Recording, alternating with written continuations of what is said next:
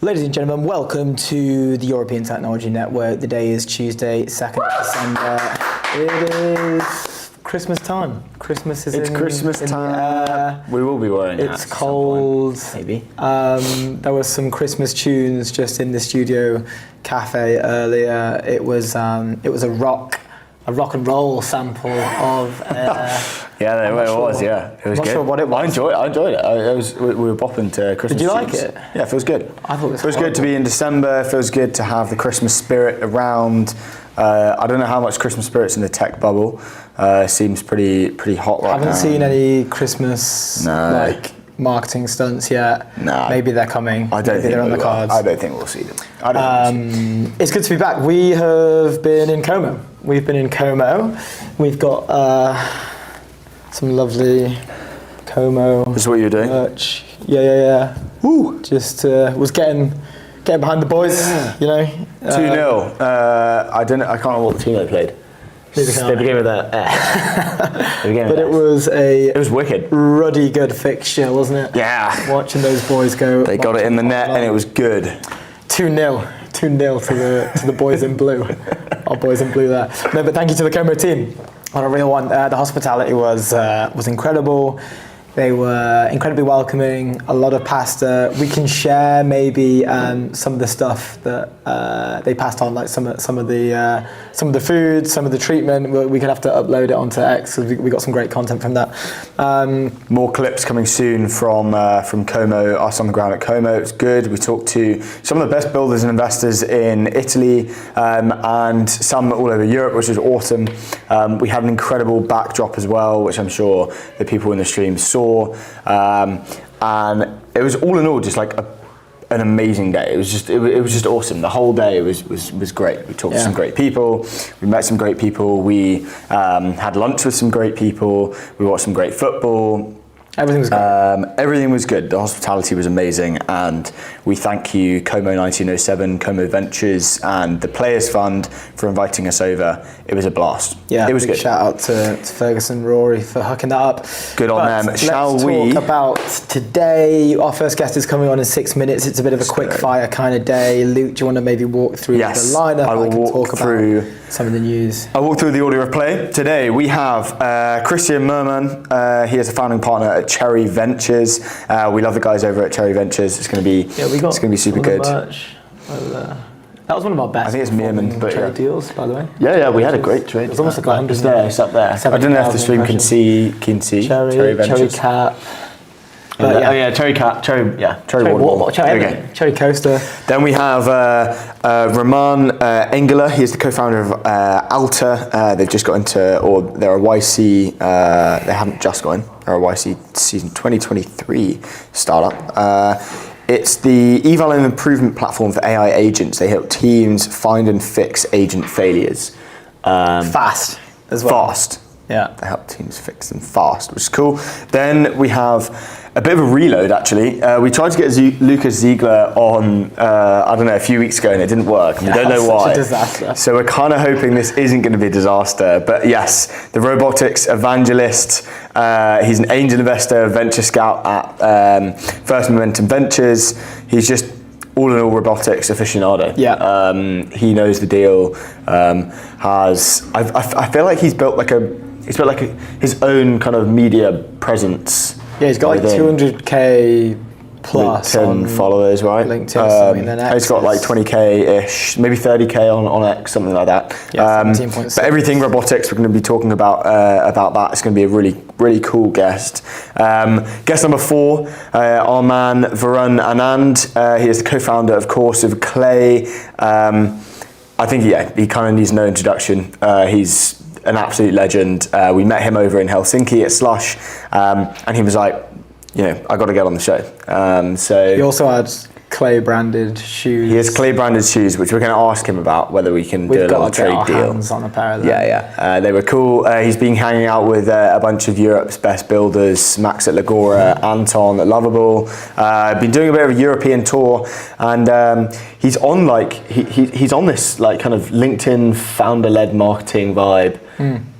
He's on the train. Yeah, it's very on brand for Clay as well. It's great. It's so good. It's so good. So it's going to be wicked to talk to him. I'm really excited for that.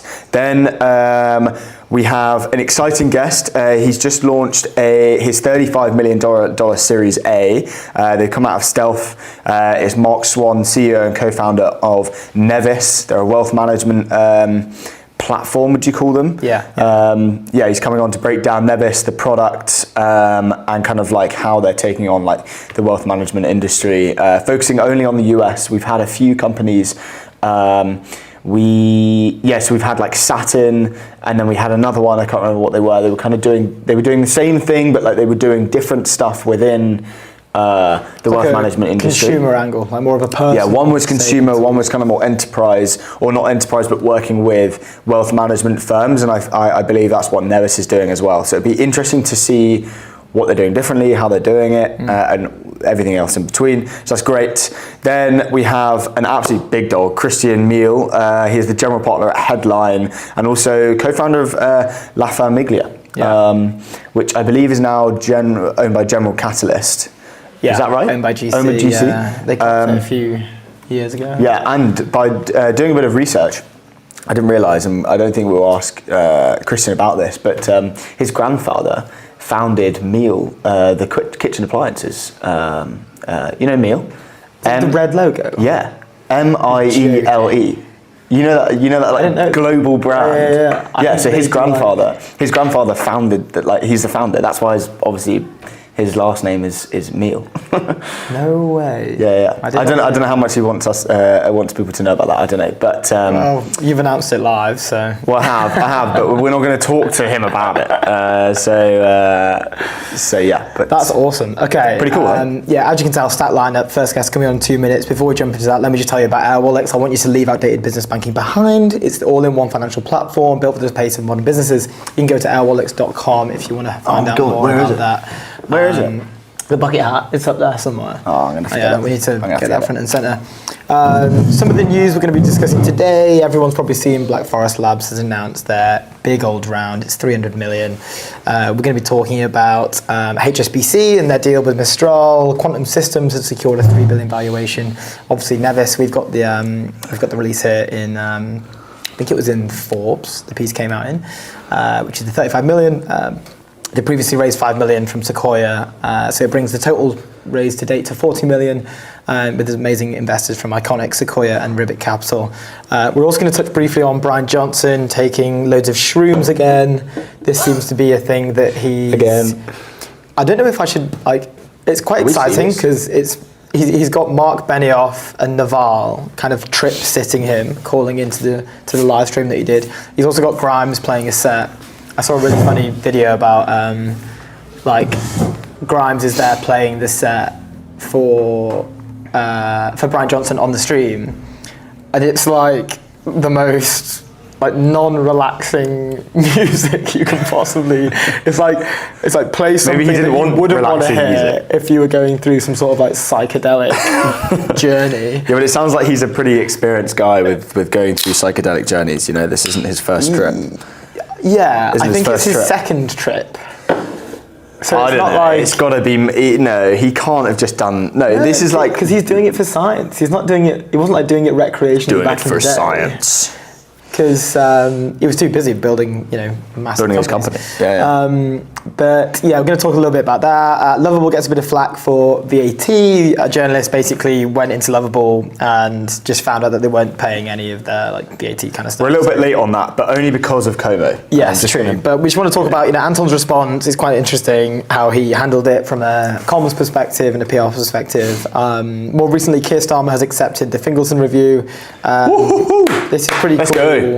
And that's so good. John and the task force have done amazing. Congrats to everyone that worked on that. That's really cool. Which is really cool. It's going to be a great show. Without any further ado, we have our first guest coming into the studio right now. I'm just going to check with our producer. Christian, can you hear us? Christian in. Yes. Christian, you can hear us. Can we hear Christian? Yeah, I can hear you guys. Amazing. We can hear you. Christian, we're live. Welcome to the European Technology Network. It's a pleasure to have you on the show. We're big fans of Cherry. We've got some Cherry merch hanging around. I'm not sure if you can see, but we've got coasters, we've got water amazing. bottles, we've got caps. I think we've got some hoodies somewhere as well. I'm not sure where they've got to. But as we say, great to have you on the show. How are you? How are things? Good. Thanks for having me. Great to be on your show. No, the pleasure. Of course. The pleasure is all ours. We have so many questions to get into. I guess maybe we should start with, founding partner of Cherry Ventures. Why did you found Cherry, and why did you choose the name Cherry as well? It's quite an interesting one. Yeah, that's a long story. Maybe we start with why we started Cherry. So from a background, I studied business, then worked for BCG in consulting, so did the regular consulting gig for 3 years, and then joined Zalando in the early days as part of the founding team and CMO. Philip, my co-founder, was there as well. He was heading product. And then after the IPO, we thought what to do next. And then we started angel investing on the side back in the day, with the first secondary that we could sell from Zalando shares. And then we said, hey, why don't we do this full time and raise external capital and build the firm that we would have loved to have on our side as entrepreneurs. And we believe with our operational background and having been on the roller coaster of entrepreneurship with all the highs, but also with the lows, we're best positioned to build a great product for founders out there. And that's how we started Cherry 9 years ago. And to the name, so I grew up on a strawberry farm, so that gives you a hint of the fruit naming. And my dad, he used to name his legal entities by the Latin names of strawberry. And then when it was about to, hey, how do we actually name our entity? Since I was always the marketing guy, I was like, hey, come up with a name. And then I thought, okay, I always liked the fruit theme, went through the different fruits in my head. Apple was taken, Banana Ventures would have been a bad name, I guess. And then we quickly got to Cherry. Love it since then. No, I love it. I think it's a really cool... When we went to the office, actually, you guys have got, in London, you guys have got a cherry, Yeah. I don't know, like a little cherry... No, quite a big cherry. It is quite a big one, but it's like a statue. Yeah, what would you call it? Like a statue of a cherry? It's just like a big plastic cherry. Luke wanted to steal it, actually. Yeah, I was like, surely we get it on the shelves. It's great. It's amazing. If it goes missing, you know who stole it. Yeah, I know where to find it. Yeah, it's gonna be in Luke's house or on the set. We want to talk about a little bit. Cherry is running a lot of AI investments as well. First thing on the agenda, we've discussed it a lot on the show before. Just high level thoughts. Are we in a bubble? What is your take? What are you seeing from the venture side? Are people scared? Are people worried? Are people excited? Is it a mix of both? Yeah, I would say it's a mix of everything. So, zooming out a little bit, I would say, look, every few decades there is one mega trend that changes the industry completely, right? So that used to be web at some point, then it was mobile, and now it's AI, and that mega trend then changes how companies work, both on the tech side but also on the corporate side, right? So it changes almost the whole world. And since we are strong believers that AI is one of these mega trends, we're obviously also leaning in heavily as Cherry. Are we in a bubble? I would say, yeah, if you look at some valuations, probably yes, both on public but also on private markets. In private markets, we see companies raise on $1 billion valuation. They're not even making $1 in revenues. So I think that can happen, especially if it's around foundational models and exceptional teams. So, but the number of companies with that pattern has increased quite a bit, probably to a level that is not completely healthy. But yeah, with every mega trend, I think there is a little bit of a hype, and then FOMO obviously also drives it among all VCs. And then at some point, that usually gets regulated and valuations settle to a normal level, and everyone moves on in that direction. So I'm not completely worried. I think some founders are a little bit, because if NVIDIA has a bad quarter, that would probably affect kind of a bunch of other companies. But I would say so far they've always performed, so no worry on that end at the moment. Amazing stuff. I want to kind of like dive deeper a little bit into like building an application layer, model layer, that kind of vibe. I wrote a tweet recently about whether Europe should kind of focus heavily on the application layer and building in the application layer. I want to ask you, Cherry is kind of looking for the first $1 trillion company coming out of Europe. Where do you feel that company can be? Can it be like a Synthesia-esque company that's building the application layer, or can it be a Mistral that's building, from foundational models and in the model layer? What's your take on that? Yeah. So with the new fund, kind of, we set out that with the 500 million that we've kind of announced earlier this year, that we want to back the first $1 trillion company coming out of Europe. If you now look at where can this come from, I'd say it's a fairly broad scope. So this can be on the kind of foundational layer, can be application layer, but it can also be around that, right? So for example, we backed Proxima Fusion, which is a kind of fusion energy company, because it's also pretty clear that AI is kind of very energy hungry, I think, as we all know. So all these data centers need lots of energy, and obviously that needs to come from somewhere. So we believe there needs to be innovation on the energy production side. So that's why we back them. And then we back Quant, which is a company that produces photonic chips, that are chips that work with light and are therefore kind of much more efficient than the current chips. So we believe kind of there's a multitude of areas where $1 trillion company can come out of. And then foundational model versus application layer. I think application layer companies are easier to scale and faster to scale. Foundational model companies are probably the bigger outcome per se, but also we're a little late to the game in Europe to think now we can build 5 more foundational layer companies. I mean, we're investors in Black Forest Labs, where we believe this is, a very big theme, and this can become a really, really big outcome. But I don't think there will be 50 other foundation layer companies to be started in Europe that will then be $1 trillion companies in the end. Yeah. We've had people on the show discuss this in the past, where it's like, is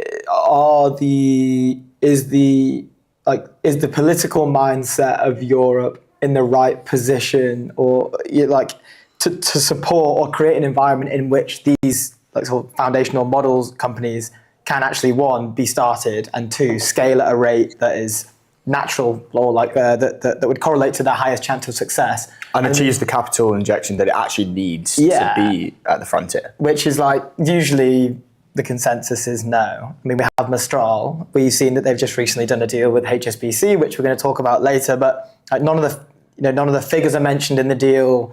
Some of the main points are, increase efficiencies, automate repetitive tasks. There's not a lot of juice there. I guess. I mean, what's your take on these players in general? I mean, earlier we saw, Mistral's only been around for 2 years, which is insane. But I guess most of the other foundational models have only been around for 2 years as well, right? Yeah, maybe 3 or 4. But look, I think in the US you have the big advantage that you have a much bigger client base and large kind of tech scale-ups that are also more willing to work with you, right? So if you're OpenAI, it's super easy to strike deals with Microsoft, with Oracle, with whoever, right? They're all kind of just around the corner, and they throw around billions from left to right, which feels fairly easy. If you then look into Europe, there are not that many large tech companies that have billions to invest and can easily work with you. And I think generally the European mindset has been a bit more cautious, obviously, in the past, which is holding it back. But on the other hand, we are big believers in Europe, right? And I think if you look at the application layer, there are many great companies that have been started here. Synthesia is one, and there's many more.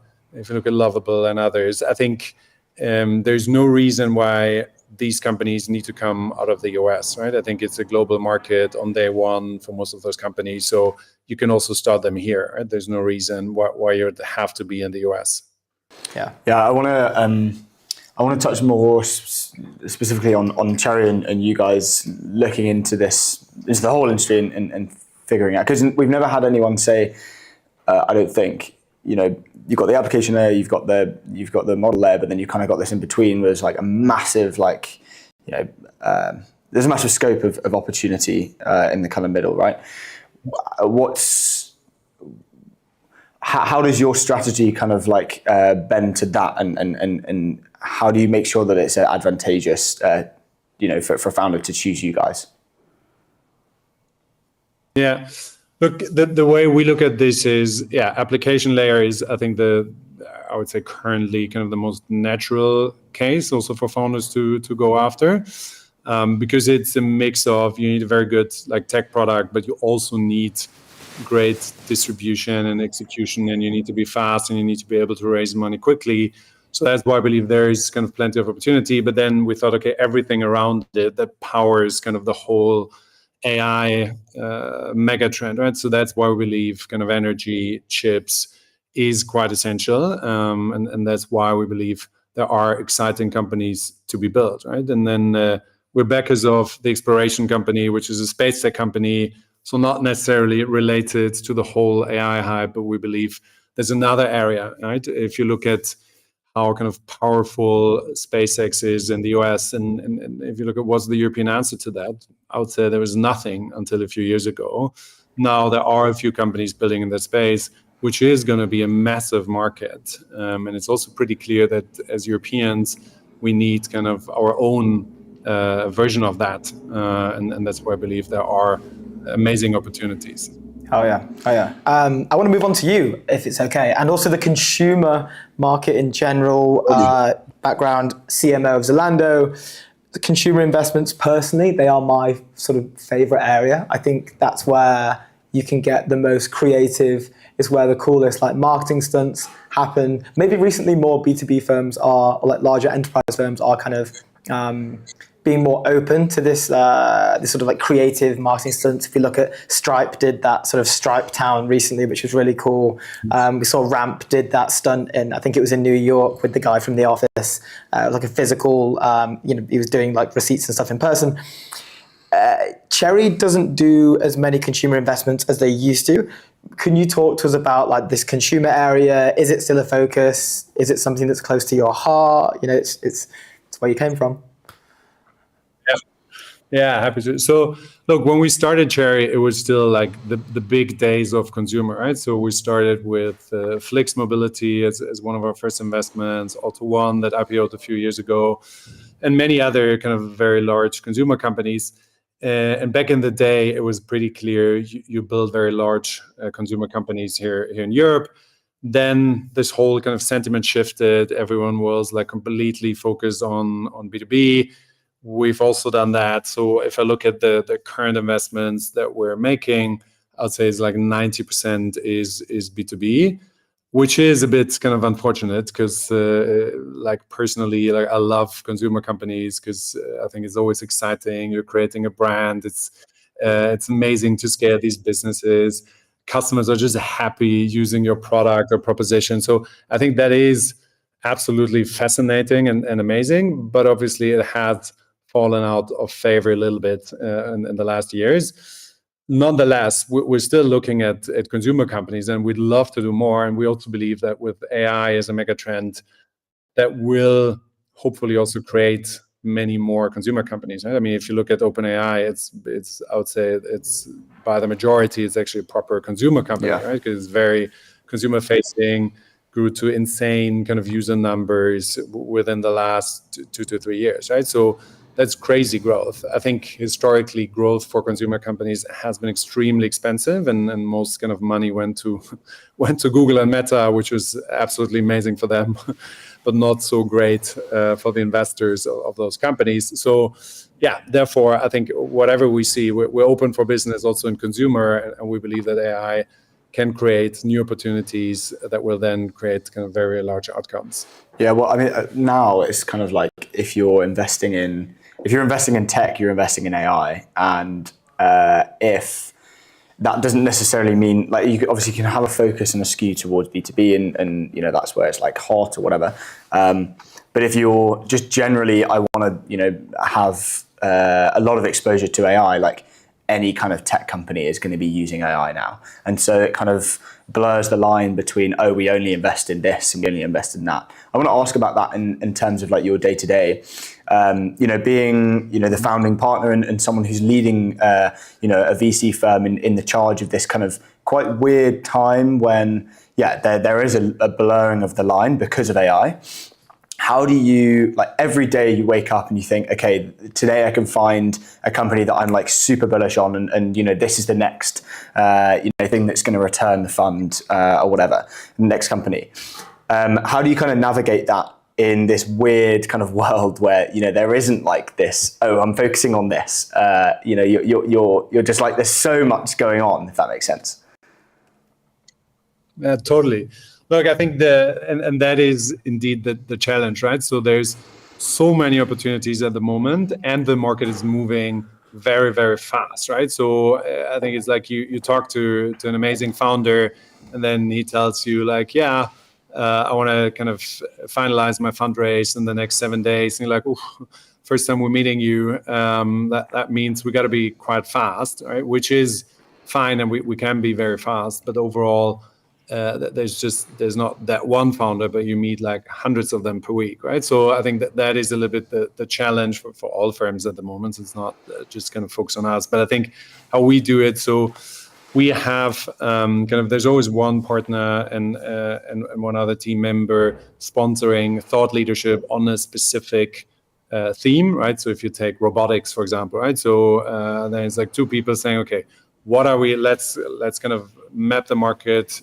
Derive our thesis, like what are we looking for in robotics, so that once we meet a great founder in robotics, we know exactly what to look out for and what are the ones that we are maybe not so keen on, huh? Because we believe that specific model, I don't know, is already overfunded or it's hard to scale. And we do this with every sector, with fintech, with all different sectors, and therefore when we meet a founder, we already come with a prepared mind. And are then also very fast to figure out like is this a company you really love, and then we can also accelerate the process. Yeah, definitely.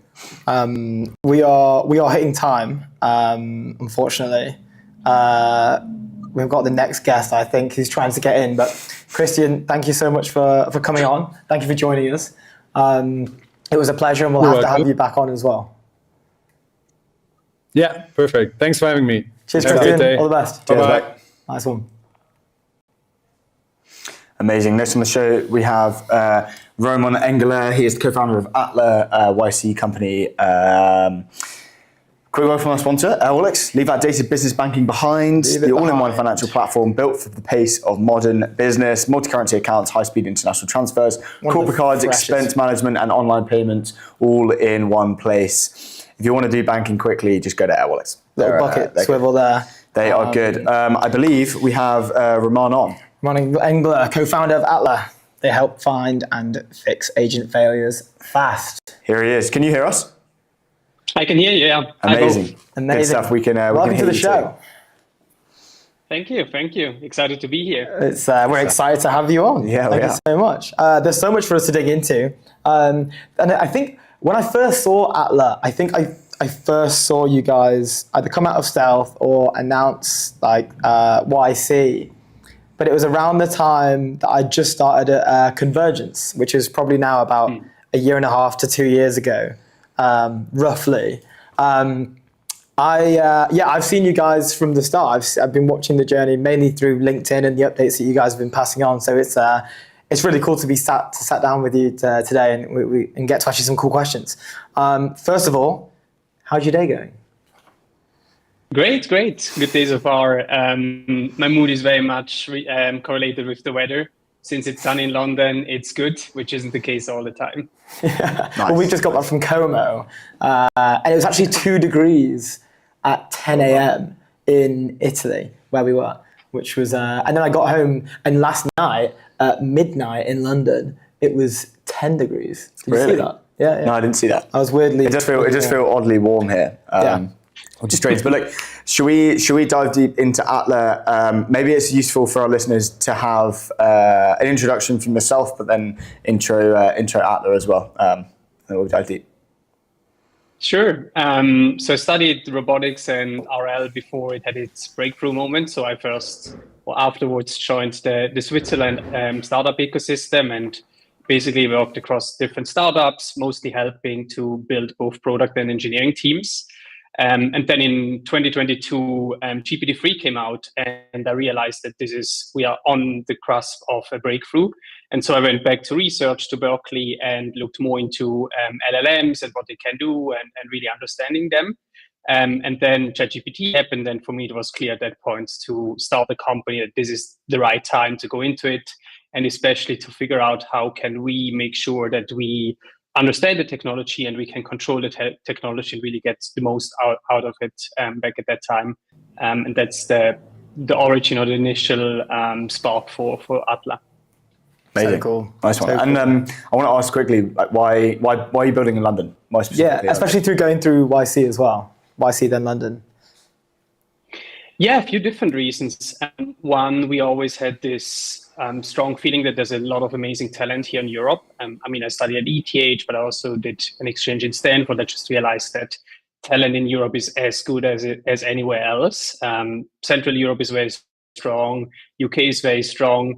But many people don't want to move over to the US. So we saw that as an advantage of starting here something and being able to leverage the local talent. I think another reason was that back at that time, everything felt centered very much about SF, but I feel that whatever we are building today with technology should be a global effort and would really benefit from more hubs contributing to it and would accelerate everything. And so having something in or helping in London to set that up, to have more people working in AI, working at the frontier, felt as the right move. And what, like YSP specifically, like what was that like for you guys? YC? In two words, intense and exciting. It's like Pretty good words for it. Yeah, it's like super short sprint, 3 months. You run towards demo day, laser focused on customers, on traction, super fast iteration cycle. At that point, the team is usually very, very small, either just you and your co-founder or a very small team. So everything happens super fast. There's no communication overhead. You live together, you eat breakfast together, lunch, dinner, and have all the time talking about the startup. It's like, I was very impressed by the people I've met, like super young, super ambitious founders, great network, and kind of being a founder and knowing that at times it can be a bit lonely, just having this ecosystem and these other founders you can talk to and that keep pushing you and you keep pushing them was a very exciting place to be in. Also back then when we did it, the London ecosystem wasn't as developed as it is today. So it felt even more of a like super fast moving acceleration in SF. I have to say, since we were there about 2 years ago, I really feel like London caught up. It's a much more startups, huge funding rounds being announced. All the frontier labs are moving into London. So I think at that time, the contrast was even more stark. But today, London, I feel like is pretty much catching up. Yeah. Nice. You love to hear that. Yeah, let's hear it for sure. We talked to a lot of people, and one that comes to mind is David Gelberg. He's seriously, I don't know if you know him, helped start Unicorn Mafia or runs it. Yeah.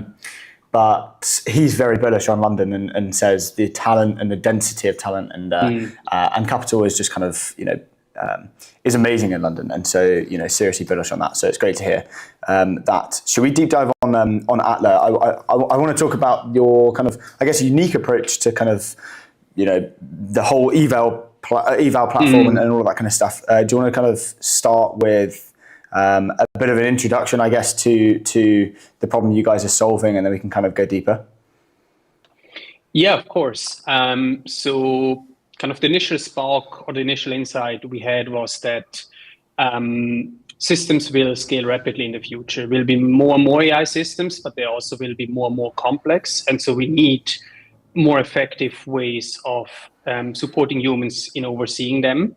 And so the problem we are solving is that a lot of devs have AIs in production or AI agents, and the more they scale, it gets the harder to really understand what the system is doing. And then with that, knowing what exactly do you need to change to improve it, to make it better for your customers.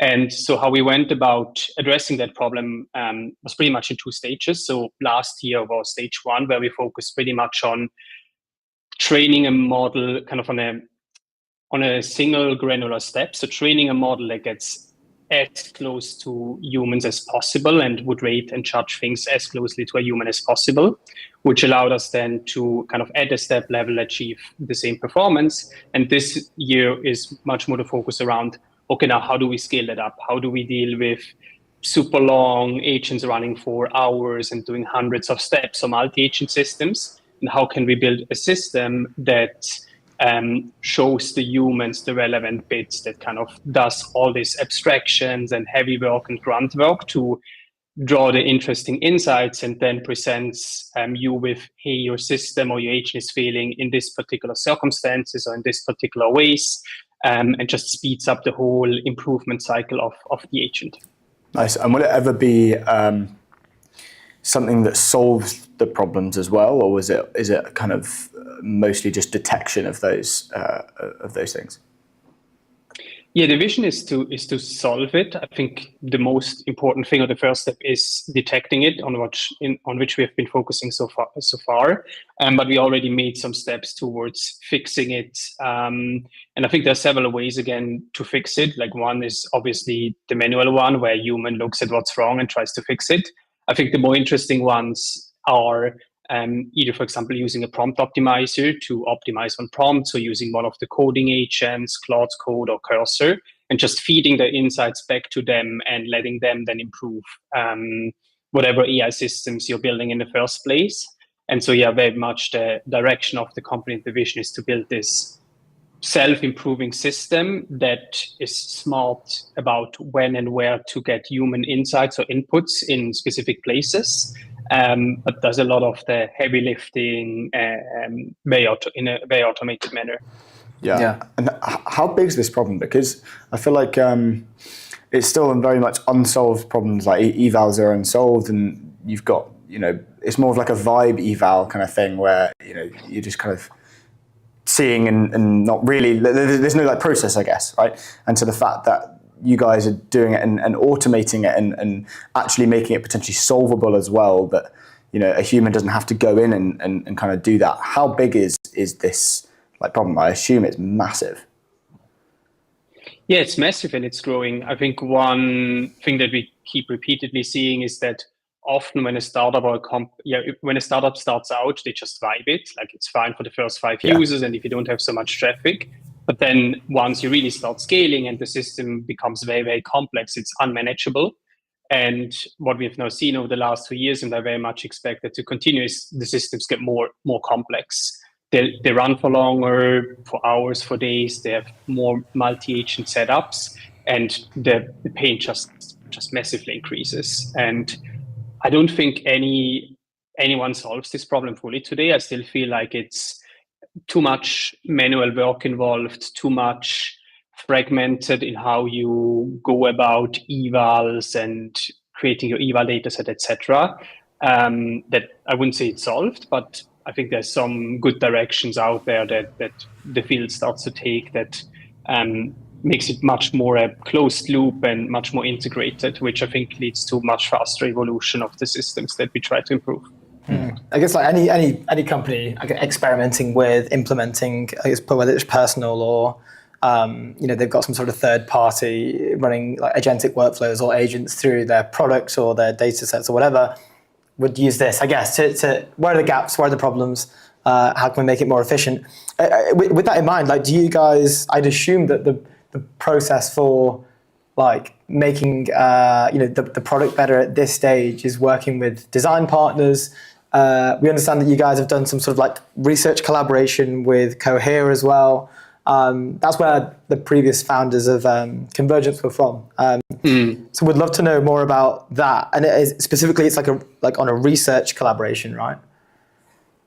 Yeah, exactly. I think there's two approaches that we take to improve it. One is obviously being live with customers and seeing and understanding the system, how it behaves in the real world, and kind of knowing where the weak spots are.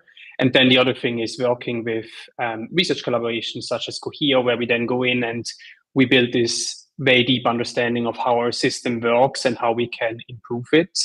And what we, for example, did with them is we created this data set with our system, where our system would annotate the failures of an agent.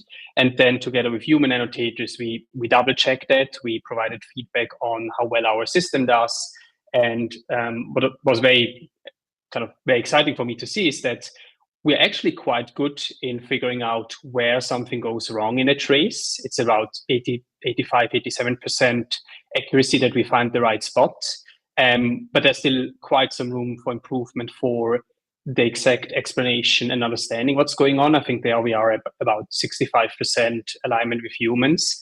But kind of these research collaborations help us to reinforce the critical parts in the system and really understand them at a very deep level to make to really build a very, very strong overall system. Yeah. Nice. I want to be selfish for a second. I feel that now would be a good time to ask about future of AI in general. We've discussed it briefly before on the show. I mean, we try and be more, not try, but like we get excited when we see, like, for example, today, the Mistral and HSBC deal. We get excited when we see maybe like the European pioneers try and compete. I'd love to get your thoughts on, like, one, what the future of AI looks like in general. Like, how far off are we, let's say, at that special AGI moment? And then I have a few questions as well regarding like OpenAI and Google, like what we've seen recently. There's a bit of fear mongering, and especially like OpenAI, I think they've done some sort of partnership with like Thrive Holdings, which is confusing. But AGI timelines first, where are we at? Yeah, sure. I think maybe how it looks, I expect it to be more and more a system rather than like a single component. So I think like 2022 or 2023 with ChatGPT, it was basically a model that was AI, and now more and more it's not only the model, but it's the whole scaffolding around it, it's memory, it's tools, it's other instructions. And I think also that's how the future will look. It will become a more and more complex systems with many moving parts, not necessarily a single model, but probably like several models working together. I think for the timelines, it very much depends on if the current paradigm works out of both pre-training and post-training, scaling laws, transformers, and architecture.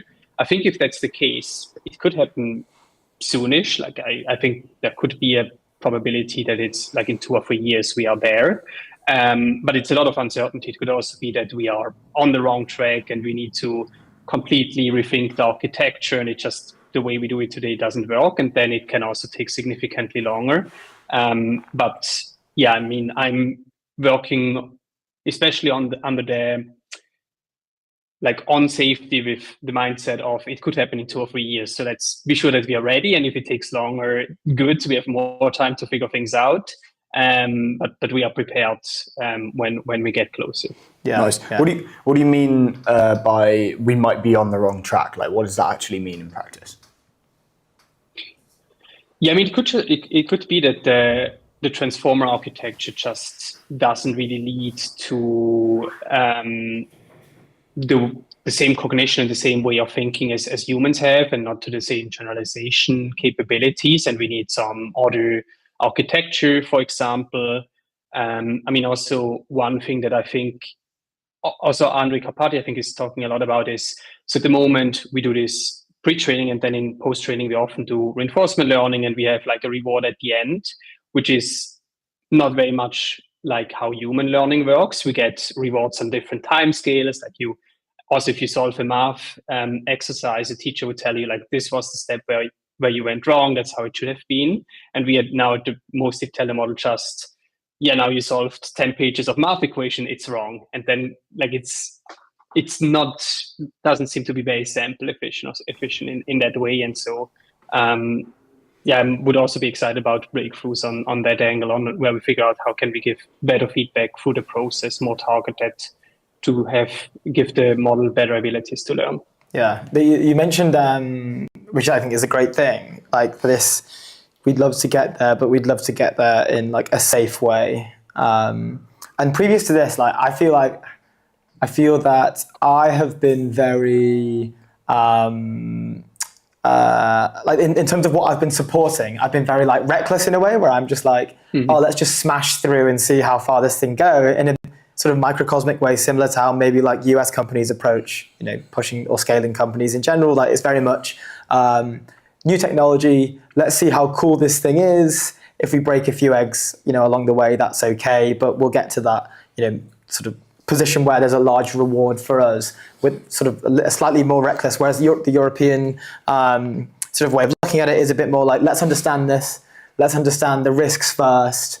And then let's see where the technology can get us, which there's obviously speed issues there, but it's sort of pro safety as well. And it wasn't till I watched The Thinking Game recently when DeepMind, they made it free on YouTube, so a lot of people were retweeting it. It's where it came onto my timeline. I went to watch it, and I thought Demis he has a really cool, unique way of being incredibly conscious of like the risks associated with scaling maybe too quickly and getting there too quickly. I would love to hear your thoughts on the risks and the fear of that, and like what is associated to that as well. So on one side, I think the way how we go about it today is, I think we are on a good track.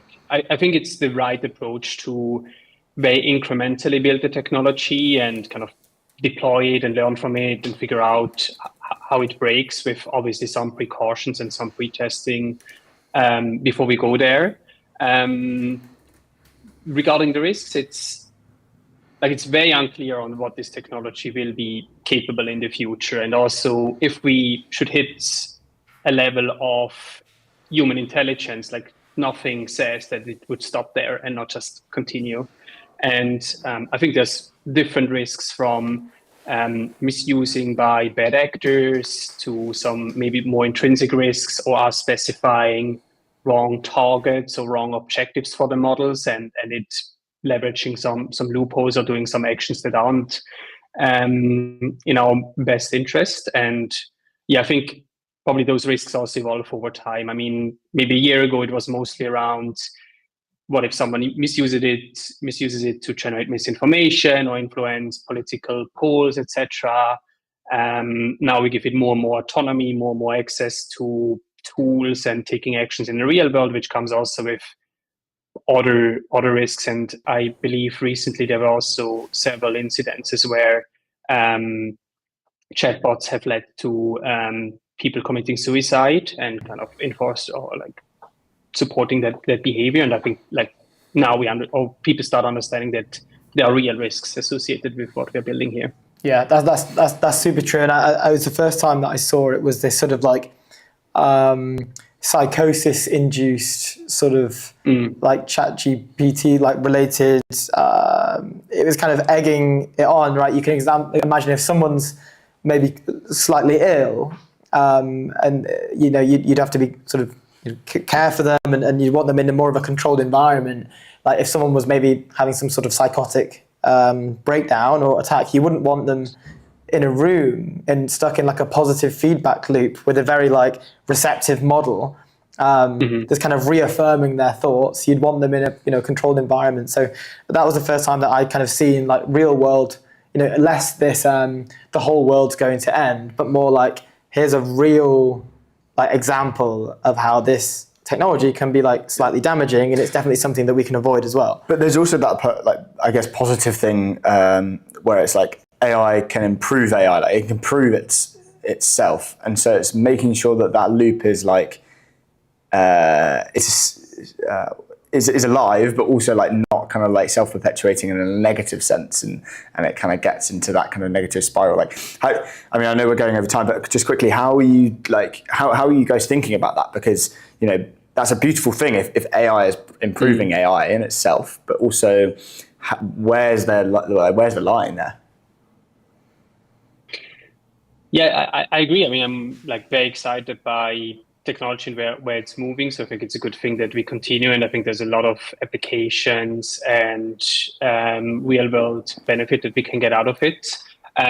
Like I think we take a similar approach as to the model labs with doing it kind of live and in production. So we also try to grow with current systems. We build our systems on the fly. We realize of where human inputs are needed, where those are also efficient. And then I think also with this overall closed loop that we are building, the same applies, that we really are mindful and kind of keep learning on where's the right points to get feedback. How do we support humans the best in those points to give them the right context, to give the right feedback to the models, and then pretty much kind of doing it, learning while doing, I think is the best approach. Yeah. Definitely.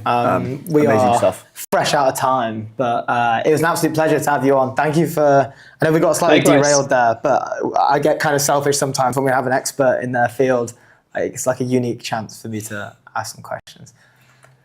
Thanks for having me. No, Good stuff. absolute pleasure. Great to meet you. We'll have to have Thank you you. back. Have a good day. You too. Bye, guys. Cheers, mate. Amazing stuff. I think we should touch just quickly on, not quickly. How long have we got? We've got 8 minutes. Let's do it. Black Forest Labs, one-year-old German startup, challenges AI giants. Amazing stuff. I don't know if we can pull this up on the stream. I'm on the FT article at the moment. Okay, you're going to get the FT article up. I have a few tweets as well that we're going to go through, but I think it's worth just like reading this. This news came out yesterday. They've kind of come out of stealth, having raised just $500 million.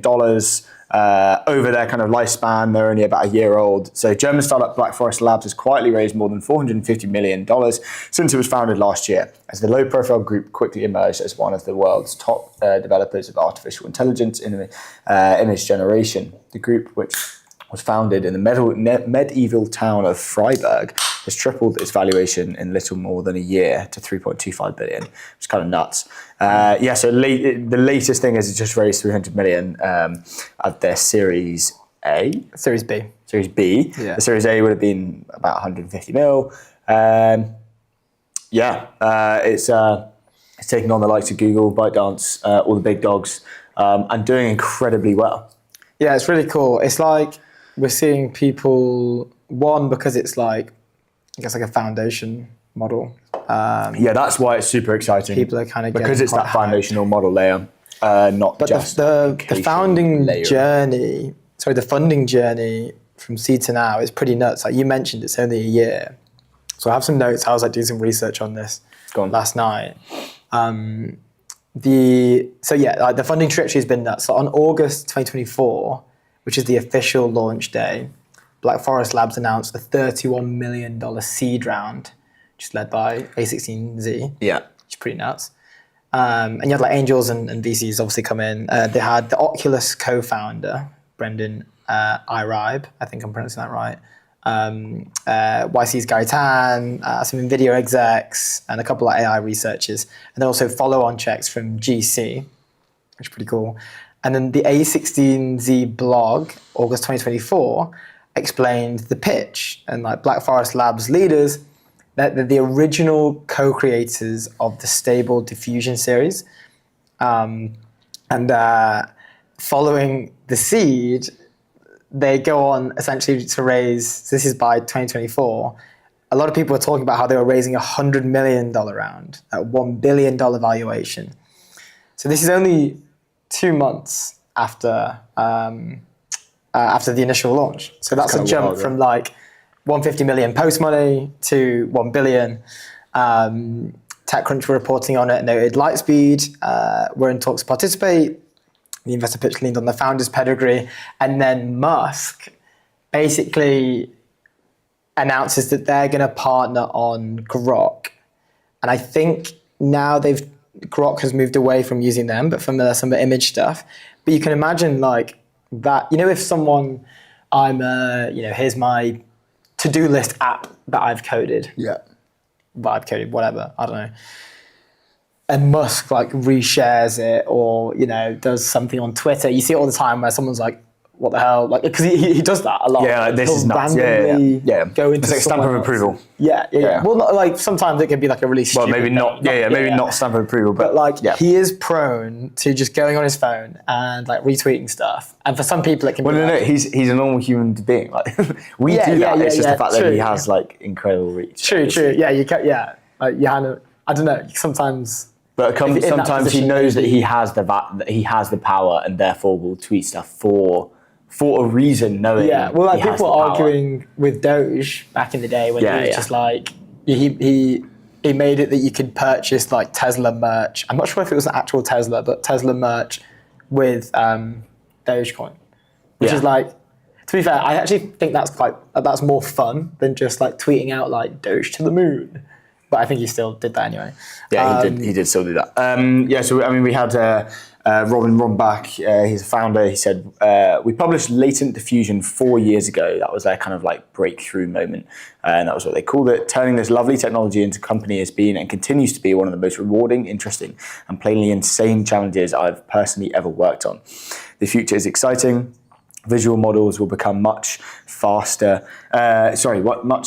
faster, and multimodal by design. I'm glad to be working on this with the best team on the planet. Pretty wicked, to be fair. Yeah. And so they've literally built this out of this tiny German town called Freiburg. We had this is in like the Black Forest. yeah. So that's why. Yeah. And we had our friend of the stream, Jeanette Zeus Furzenberg. She leads General Catalyst's European side. She said, staying in Freiburg helped the startup keep grounded. It's a very distinct group of people, she said. The best companies become an almost cult-like tight-knit group. Kind of annoying because I feel like we should have asked her about that. But obviously, That was a bit of like a surprise. a little bit of a surprise. That a one little bit of a wasn't surprise. planned. And they've grown to 50 full-time staff, some of which are in SF, but most of which seems like they're in Europe. I don't know if they're only in Freiburg. This is nuts. They have through Freiburg. No, but as in like they've now got 50. Yeah. Some are kind of dotting around SF. You know, they'll have operations going on there, but it sounds Yeah, like but they've maintained. purely just building in this tiny Yeah. German town. Which is you sick. must walk to the shops and like there's like AI researcher. Oh, what you AI mean researcher. like? What in? What's the population of Freiburg? Can't be that big. Yeah. Some That's tiny true. little medieval I thought you meant town. like you're in the town and you're like, here's the butchers, here's like the barbers, here's. And it's like, all run the by AI lab. researchers. It just becomes part of the furniture. Yeah. I was quite. Big I up can picture it now. Freiburg. It's like really old, like, and then you've just. And then some like properly like like a massive glass building, like You see, what would be cool if they made or like a it, data center, just like if they plopped made in it Freiburg. like old school as well. You know, like cobbled street. But that's how I'm picturing it in my mind right now. yeah. That would be sick. You walk down the hallway of Black Forest Labs, like I don't know, It's like just what office cobbled- building. It's cobbled stone. Yeah, like, yeah. On the side of the wall, you've got like flames coming off, like, flame torches. lanterns, It's like flame torches. medieval. Yeah, Medieval hilarious. Good stuff. We can take our screen off the FT, and I think we have Lucas in the stream. Is that right? What is he? Is he in the waiting room? Please tell me this works. Yeah, fingers crossed that this works. We good? I think we're Lucas, good. can you hear us?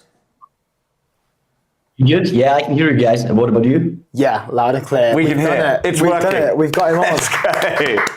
on. What a moment! We've managed to get him in. Just say That's hilarious. technological world. Say again. Right? Sometimes it doesn't.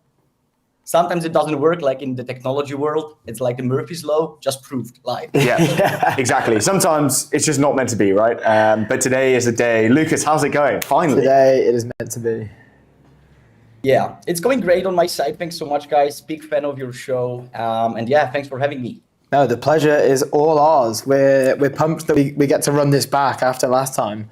So much to dig into. I mean, one is I'd love to talk about your role because there's kind of confused. You're doing quite a lot, basically. You're the chief evangelist at Botnanza, venture partner at FF Venture Capital. You're also a scout for First Momentum. You're working on planet Earth. Like that's kind of where we're at the moment. So please give us your role. Introduce yourself Absolutely. and then all the things you do. Maybe as a But we start. commend it, right? You're doing some great stuff for robotics, so congrats. Let's get started. So I'm actually a robotics guy by heart. So I studied robotics. I graduated with robotics degree. I started as a programmer, but I was one of the worst programmer on planet Earth. And I decided to switch to commercial and business development roles after that into different startups. So I was, for example, deploying the robot dogs from Boston Dynamics in refineries, chemical plants, and energy sector, which was super cool. And in the meantime, I was also posting a lot of LinkedIn and Twitter, just some news on robotics, investments, what kind of new companies are just arising in that space. And after 2 years, I really never intended to monetize it. But the big companies like Nvidia, Amazon, Intel, they just came to me and they're like, Lucas, perhaps you'd like to do some stuff with us, like some influencer marketing. We can invite you over, and you can highlight the coolest robotic stuff that's happening right now. And it turned out it pays better than working in a startup. So I was like, all right, probably that's the moment where I need to create my own kind of boutique marketing agency and help robots get mainstream, help get robots more brand awareness and that stuff. So that's how I get into my robotics evangelist role at Planet Earth. And also, when I was doing it, I was like 100,000 followers on LinkedIn, and I got pretty good inbound and deal flow from, smart people, smarter than me, like from Stanford, MIT, and they were asking me for a lot of stuff. And I was like, would be cool if I can actually also help them to secure the capital to start their companies. And that was the idea, to kind of get the foot in the door in the VC space as a scout or venture partner, just trying to help them secure their bag, to create cool things. I also thought, like, when the big companies are paying me, what about creating this kind of narrative of a Robin Hood of robotics? So, I can get the checks from the big guys and try to help the smaller companies, with smaller angel checks. That's how I get in there. I just thought it's like a complementary set of values I can provide to these startups: brand awareness, growth, help with partnerships with first clients, leverage my network, but also try to, get them some capital from different funds, and also my personal one. So, I'm more committed to help them further. Yeah, So that's a little bit about myself. That's big Big up to the Robin Hood of robotics. Hood of robotics. That's hilarious. That's how we're going to tweet the clips, the Robin Hood of robotics. I can see that that's super working funny. quite well. That's super cool. This is cool because you can see, like, these things are happening all the time with people in your position. There's a few kind of popping up. The people that come to mind are Ruben and Guillermo Flor, Ruben Dominguez Ibar, Guillermo Flor, big writers on LinkedIn, growing on X, growing their X presence. And they've kind of gone through the newsletter route. Do you have any advice for someone who wants to do something similar? Because the opportunity in the kind of thing that you do is one huge. These global companies will pay, good money, I guess, to be an influencer type thing, but also, like, I guess you aren't kind of you are an influencer, but you're in a very specific niche. It's quite cool for someone who loves tech. I guess we kind of sit in that realm as well. Maybe give us some advice for someone who wants to kind of be in this realm in a specific kind of niche that you found yourself in. I would say the first thing is to kind of drop the generalist approach, and it's very hard to stand out when you try to talk about, everything. I would really, advise people to focus on your thing, on your niche, because your chances of standing out are much higher. Not thinking about monetization in the first place, but rather trying to provide continuous value. And I'm posting for 5 years. I'm doing 2 things every day. And it's not gym, it's not waking up at 5 a.m. It's posting on LinkedIn, and it's doing my Duolingo and learning Spanish. It kind of keeps me grounded, and I do it every single day. So it's the consistency. Picking your niche, consistency, and not focusing on the business model, how it's gonna, how the end game looks like. Just, enjoy the journey and try to provide as much news, as much value to people. And, LinkedIn and Twitter are pretty good platforms for organic reach, right? So you don't need to be big, because you're never gonna be big in the first place. So it's gonna come. Just work it out. Please don't use ChatGPT and a lot of AI slop tools, because everyone does it. So I think that's the way to stand out. Just write it on yourself. Like, what do you think? These are kind of advice I could get a niche, don't do the AI slop, and just be really passionate about what you are writing. Because otherwise it will be just painful at some time for you to just keep doing it if you don't enjoy it. Yeah, it's a long-term game for sure. You can see, like, I mean, this is just a slight tangent, but I think it is quite interesting, like how, so like not that this is kind of new, but a lot of venture teams or like individuals on venture teams, to build out their own sort of profile and stuff, they're using places like Medium to write up, thoughts and theses around the space they're working in, or maybe just in a general sense, like some stuff that they're passionate about overall. And like, there are some really great writers that, just from articles that I've come across, that aren't necessarily related to like tech or venture or the bubble that we all sit in, but like you can really tell there's a difference when someone is passionate about what they're writing in and really puts like themselves into it in a weird way, but compared to like, even if someone's only used like a little bit of AI, like I feel like it's become so easy to like see if it's AI, whether it's like with an M dash or like this wasn't just this, it was this, and like it's very clear when like that's like, oh, that's ChatGPT, because it's kind of like ruined your brand. Yeah, this isn't just a product release. It's an industry shifting movement, and it's like you just know that's GPT, right? Which is, it's nice to hear you talk about that, right? It's I don't know, it feels good when you see something that has someone's soul and their personality into it. Yeah, and there is one more thing. Maybe that's the huge difference between the B2C influencers and the B2B. I need to be the subject matter expert, right? I need to have the expertise. If NVIDIA invites me somewhere, I need to be able to talk to these, PhD researchers, like super smart people, and you can't fake it. So it's like you can fake it to some degree, but then it's just impossible. People will realize that you were just faking the expertise, and it was all bubble, let's say, influencer bubble. So that's why I think you need to have this expertise, in order to protect the brand and actually protect the expertise that, hey, you can talk about these things. Maybe not that deep as these people that develop those things, but at least at that level to be the interface between mainstream and these smart people in robotics. And that's kind of my approach. Yeah, definitely. That's really funny. Cool. Is there an influencer bubble? That is, it's a good take. Shall we? You just mentioned NVIDIA, going to NVIDIA's office. You met Jensen, which was cool. Do you want to talk us through that? Yeah, what happened there? Yeah, so actually I met Jensen twice. Like not for a super amount of time. It was basically a PR and influencer gathering in San Jose in California during GTC, like the annual event where Jensen used to announce the cool stuff in robotics, physical AI, and general in AI.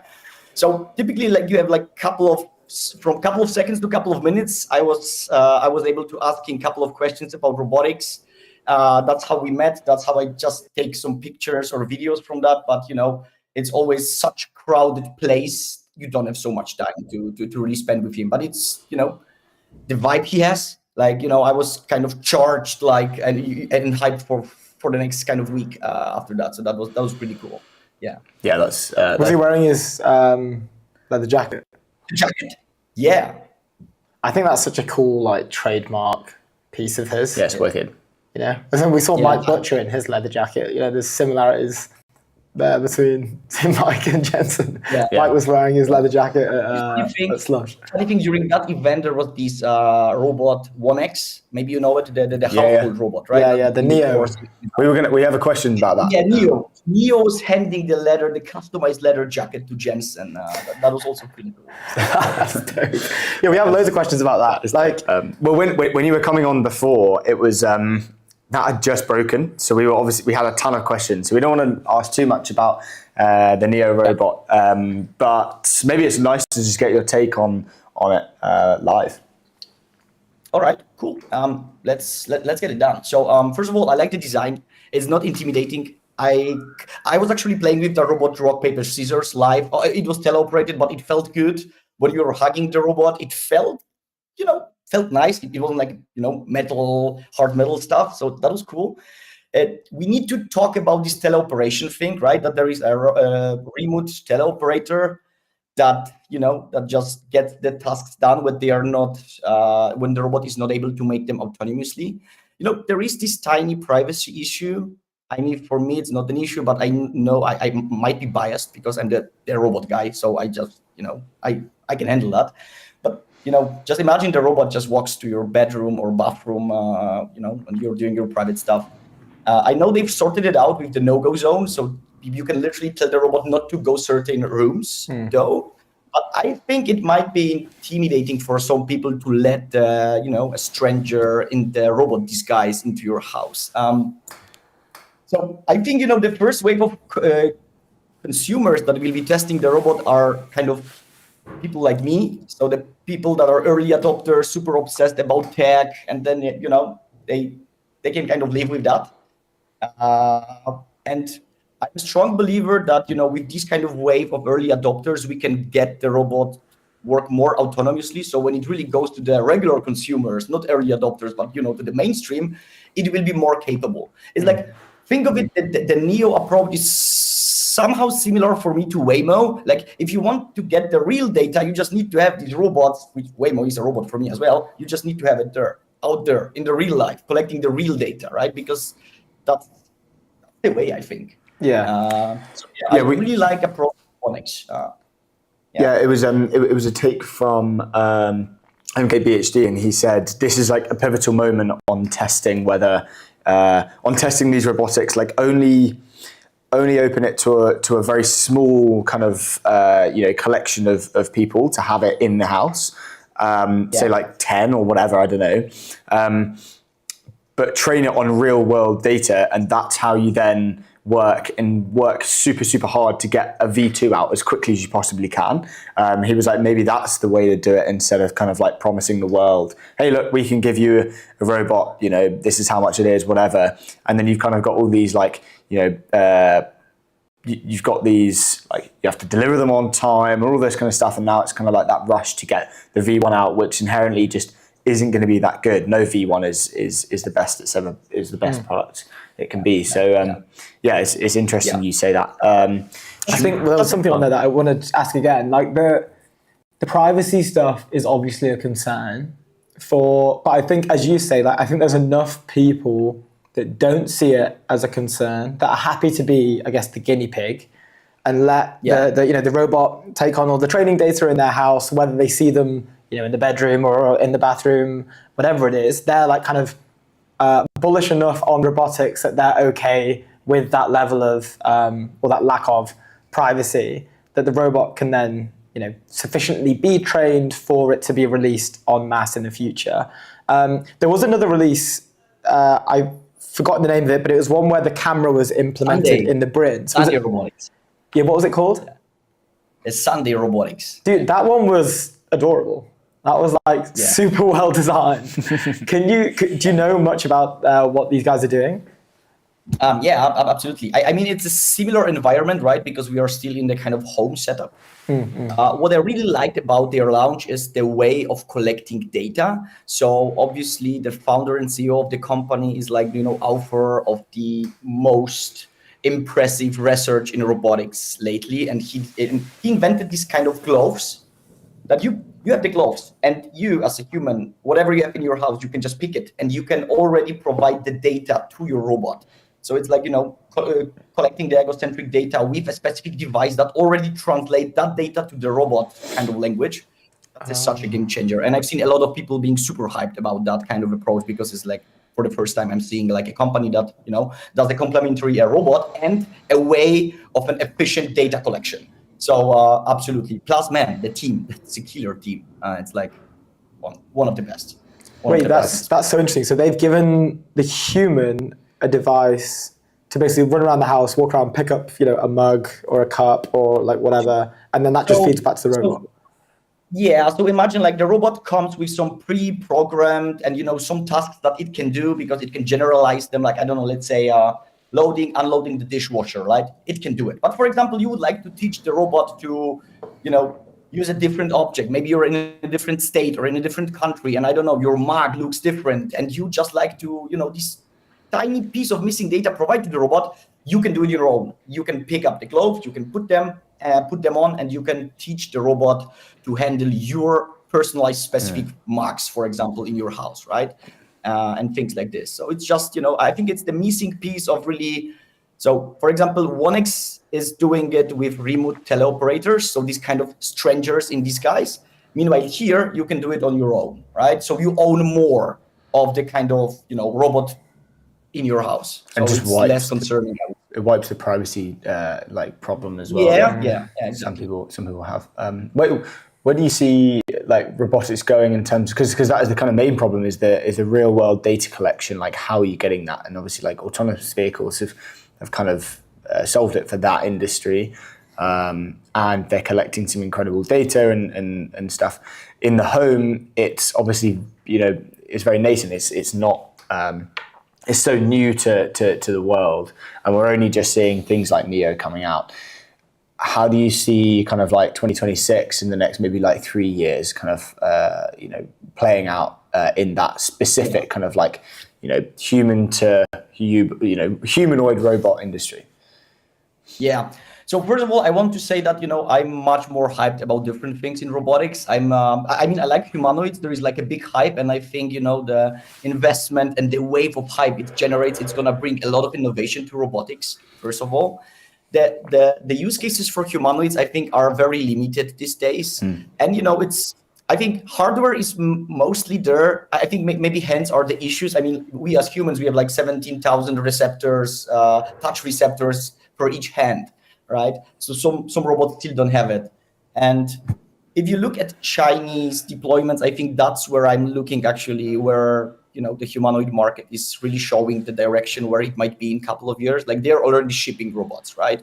If we talk about US and European companies, you can't buy the product, right? They have some POCs, and I would love to see the real results of the POCs, because I don't know, I've even opened the kind of Figure new stuff that, hey, the Figure O2 has helped to build 30,000 cars in 10 months, right?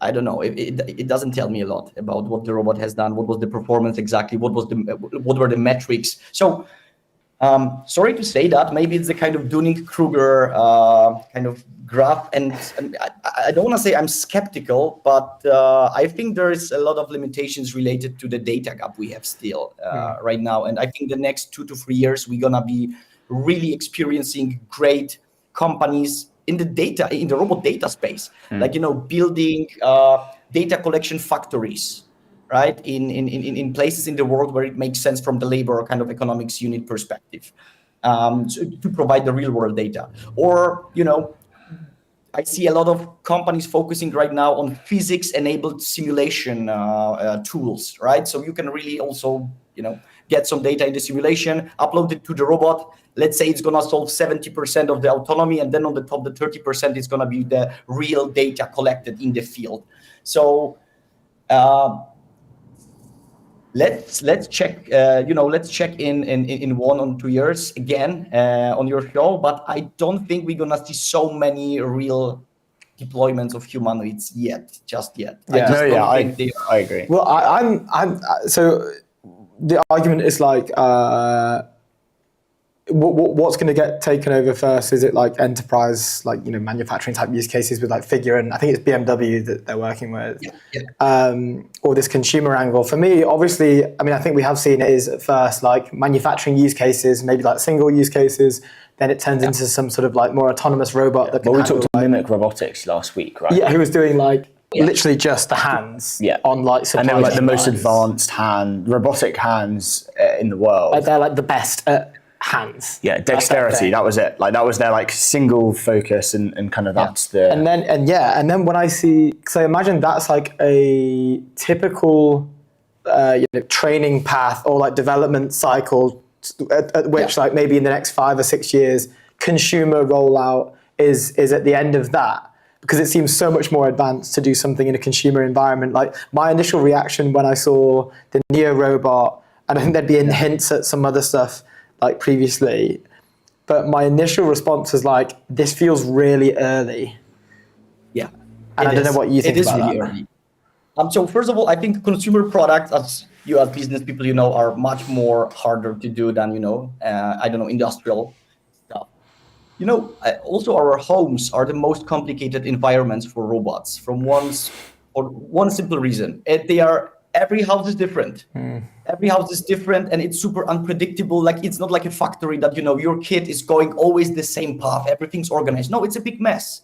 It's super undeterministic and, every house looks different. So the data misalignment or mismatch might be there for a long, long time until we collect, feasible amount of different houses so you can consolidate it in some way. Then I have another problem with manufacturing. For example, imagine a humanoid working on a car assembly line, right? Like every second of the line not working, like costs you thousands of dollars. And imagine the robot is the bottleneck because we are still early. Like, do we really want to put robots in such a critical processes? So, if that's the point of failure, the trust of manufacturers can go low. It's like, okay, guys, the tech is not ready. Let's wait 5 years and bam. Then you have these guys. I think you have just one chance, first of all, in general, in manufacturing to prove that your technology works. Then you need to wait, some period of time because the technology needs to mature and stuff like this. So I see right now a lot of, startups also focusing on some, let's say, things I haven't thought before, like restocking in supermarkets. Like typically you need a human to do it, after work or during work. Right now you can just, close the robot in a supermarket during in the night and the robot can do it and it has 8 hours. And, it can also screw up some things, but it's not that critical if a one of, I don't know, Heinz beans gonna drop on the floor. It's not gonna be the end of the world, right? So I would be thinking applications, but the business case is there. Maybe the robot can work, less efficiently than a human, but in a more, free space. Like, as I said, supermarkets, night, no people, and the robot and the shelves, and that's the challenge. So that's what I'm seeing last couple of months. Also, people trying to go there with the robots.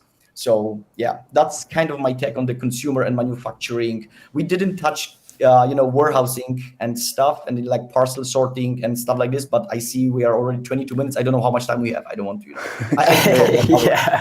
we are out of time, but look, we're gonna have to do something a bit more regularly or something, you're our man on the ground in the robotics space. The Robin Hood. So yeah, let's talk more, but look, thank you so much for the time and we really appreciate you coming on and the kind words about the show. Thanks, guys. It was a pleasure. Keep rocking and see you next Cheers, time. Lucas. Bye. Go well. Thanks. Amazing stuff. So Nicely yes, got that sorted. Yeah, I mean, after the crash out last time. It's just quite funny how Lucas he's top of the game in robotics, but then the first hurdle thing that we've been using for a few years now. We failed at couldn't even video. Yeah, I mean it was obviously our fault. It's never the guys' it's fault. obvious. Yeah, it's obviously our fault. Let me tell you what our friends over there at Fora, what they're doing is their workspaces to make your everyday extraordinary. It's premium, flexible workplaces that drive performance, productivity, and well-being. Go to foraspace.com to be surrounded by greatness. Amazing stuff. So yeah, next on the show we have Varun. He is the co-founder of Clay. But before we jump into that, we should jump into this prompt went pretty viral. Very viral. 4.2 million impressions. I don't know if we can get this up on the screen. Are we up on the screen? So this guy Pavel Rusnak, he made like nano banana prompt for the weather app. I'll read it. Present a clear 45-degree top-down isometric miniature 3D cartoon scene of said city. He started with Prague in Czech, and featuring its most iconic landmarks and architectural elements. Use soft, refined textures and realistic BPR materials and gentle, lifelike lighting and shadows. Integrate the current weather conditions directly into the city environment to create an immersive atmospheric mood. Use a clean, minimalistic composition with a soft, solid colored background, and then a bunch of other stuff. And I think let's just whittle through a few of these. Slovakia, Bratislava. Looks pretty cool. Can we? If you get, we're up on the stream. Can we see this? This is the main one, which is actually nuts. I went to Prague a year ago. Are you on the Prague one? I'm on the Prague one. Yeah, I'm on the Prague one as well. Which is I don't know. It's just just kind of wild. It's kind of cool. I'd love They've that got some to be jokes on ones as my well. So like that's Lisbon obviously. weather app. They've got Mordor. Is Mordor on the thing? I'm on Mordor now. No, It's not on the original. you can see it now. You can tweet. see this here. There you go. Oh, that's Mordor, great. Atlantis, Atlantis. the moon. Moon. Really cool. I actually made one for us. You made one for us? Well, no, I made one for Como. For Como? yeah. Did here you go. make that? Yeah, this is me. This is so we went to Como a few days ago. Did you actually make that? Yeah. No way, check you out. Yeah. It's currently 8 degrees in Como, cloudy. But yeah, we stayed in that hotel there, I presume. It was kind of to the left of this Yeah. building here. Oh, that's awesome. I love that. So shout out to Como. Shout out to Como. Didn't even get to talk about. We made a nano Slush. banana thing. Did we talk about slush? A little bit. Yeah. But yeah, We did okay, a all bit good. at We Como, can didn't we? finish sharing the screen now. Thanks. Really cool. Really cool. I love that. Up next, we've got Varun, co-founder of Clay. How did this get set up? This is a cool story. You just met him in. Yeah, so we can actually Street. talk about this. Are we off the screen, by the way? Yeah, okay, nice. I was in the queue for the Visionaries party, which, by the way, was amazing. Congrats to the Visionaries. Getting ready to rave. Getting ready to rave in the Rave the night basement. away. I think we've talked about this before, but it was kind of weird. It was like we had a basement with DJ, lights, smoke, all of that kind of stuff. It was quite underground techno vibe. Yeah, it was kind of like Berlin But then club style. But then you'd walk around and you'd see, I saw Lars Rasmussen there, and yeah. I saw a bunch of other amazing founders. Varun was there, and anyway, so we were in the queue, and I was like, no way, that's the co-founder of Clay. That's kind of nuts. And then went we over there. ended up talking, and he was like, let's run up a show. What's your opener when you walk over there? It's just hand out, hey, Luke with Etienne. No, I complimented his shoes, I think. So he had these Clay branded shoes. Can I? He might even have them on today. I might get him to show them up on the stream. I don't know if they're a thing. Are they on Google? Can I just Google But he's them been up? doing some probably. He's been doing some. It's on his LinkedIn or X or whatever. Oh, nice. Let me see if I can He's been find doing them. some interesting stuff recently with kind of like, I guess it's like founder-led sales type thing, where he's doing more kind of BTS. He did a BTS of like his trip around, like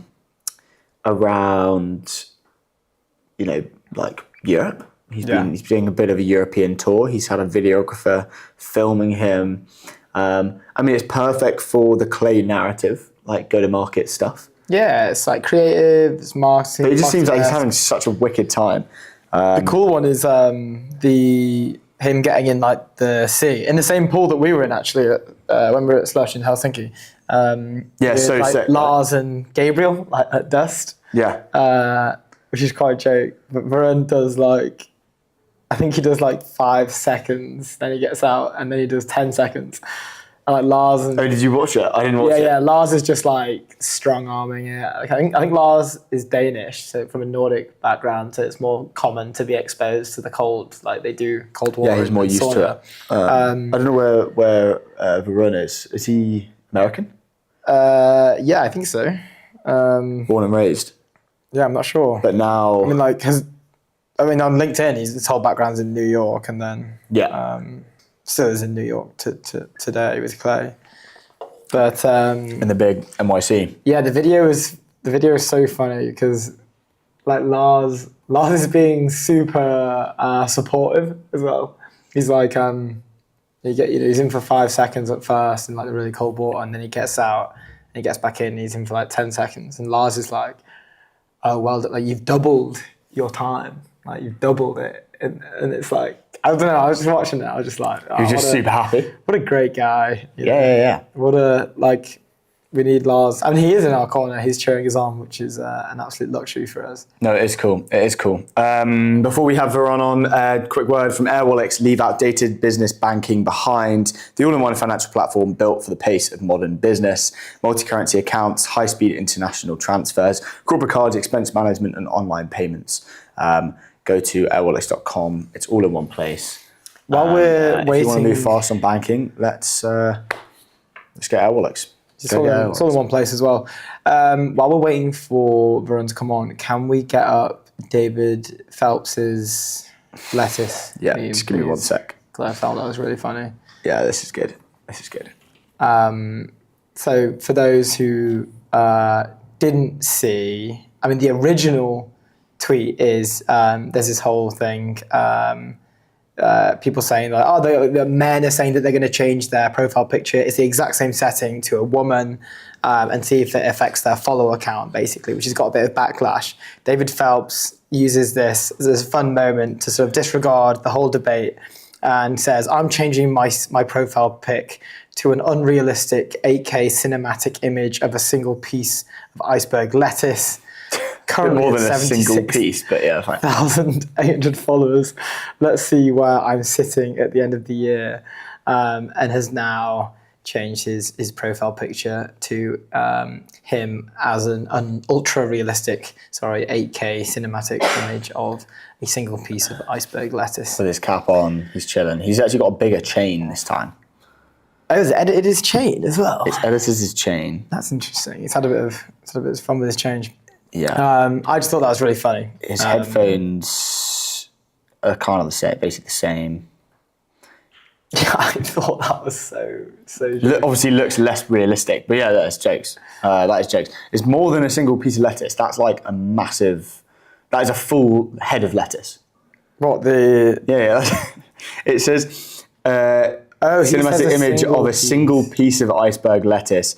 Turns out that's just a whole head of iceberg lettuce. I don't know. Is that for? Yeah, bro, that's a whole one. You're not just going to eat that. You want to true. put that in a burger. Yeah, that's true. There's no way. Yeah, that's a good way to. So here, hold on. He's at 7. He's now at. He's still at 76.8k. It's tough. It's just not done anything for him. Such a That's tough. That's tough. unfortunate position to be in. Let's just check. Are we on Varun? Is he coming in? Have we seen him? Maybe he's having some problems. He's not on video. Not on video. Oh dear. How can we? Are you like messaging him or? Can you see him? Let me see if he's. Are we off? Can we get off my screen sharing so I can message him? I don't want to share the Let me know if this is private working. messages with Varun. I think. It's the fable. It's the fable of the link joining. Apologise if you can hear all my typing. I'm just sorting this out. Speedy. So we have Varun Banging away. on the stream. I am. Yeah, sometimes we just. He's on the video link, FYI. You might ask him if you can just do go off it and rejoin both.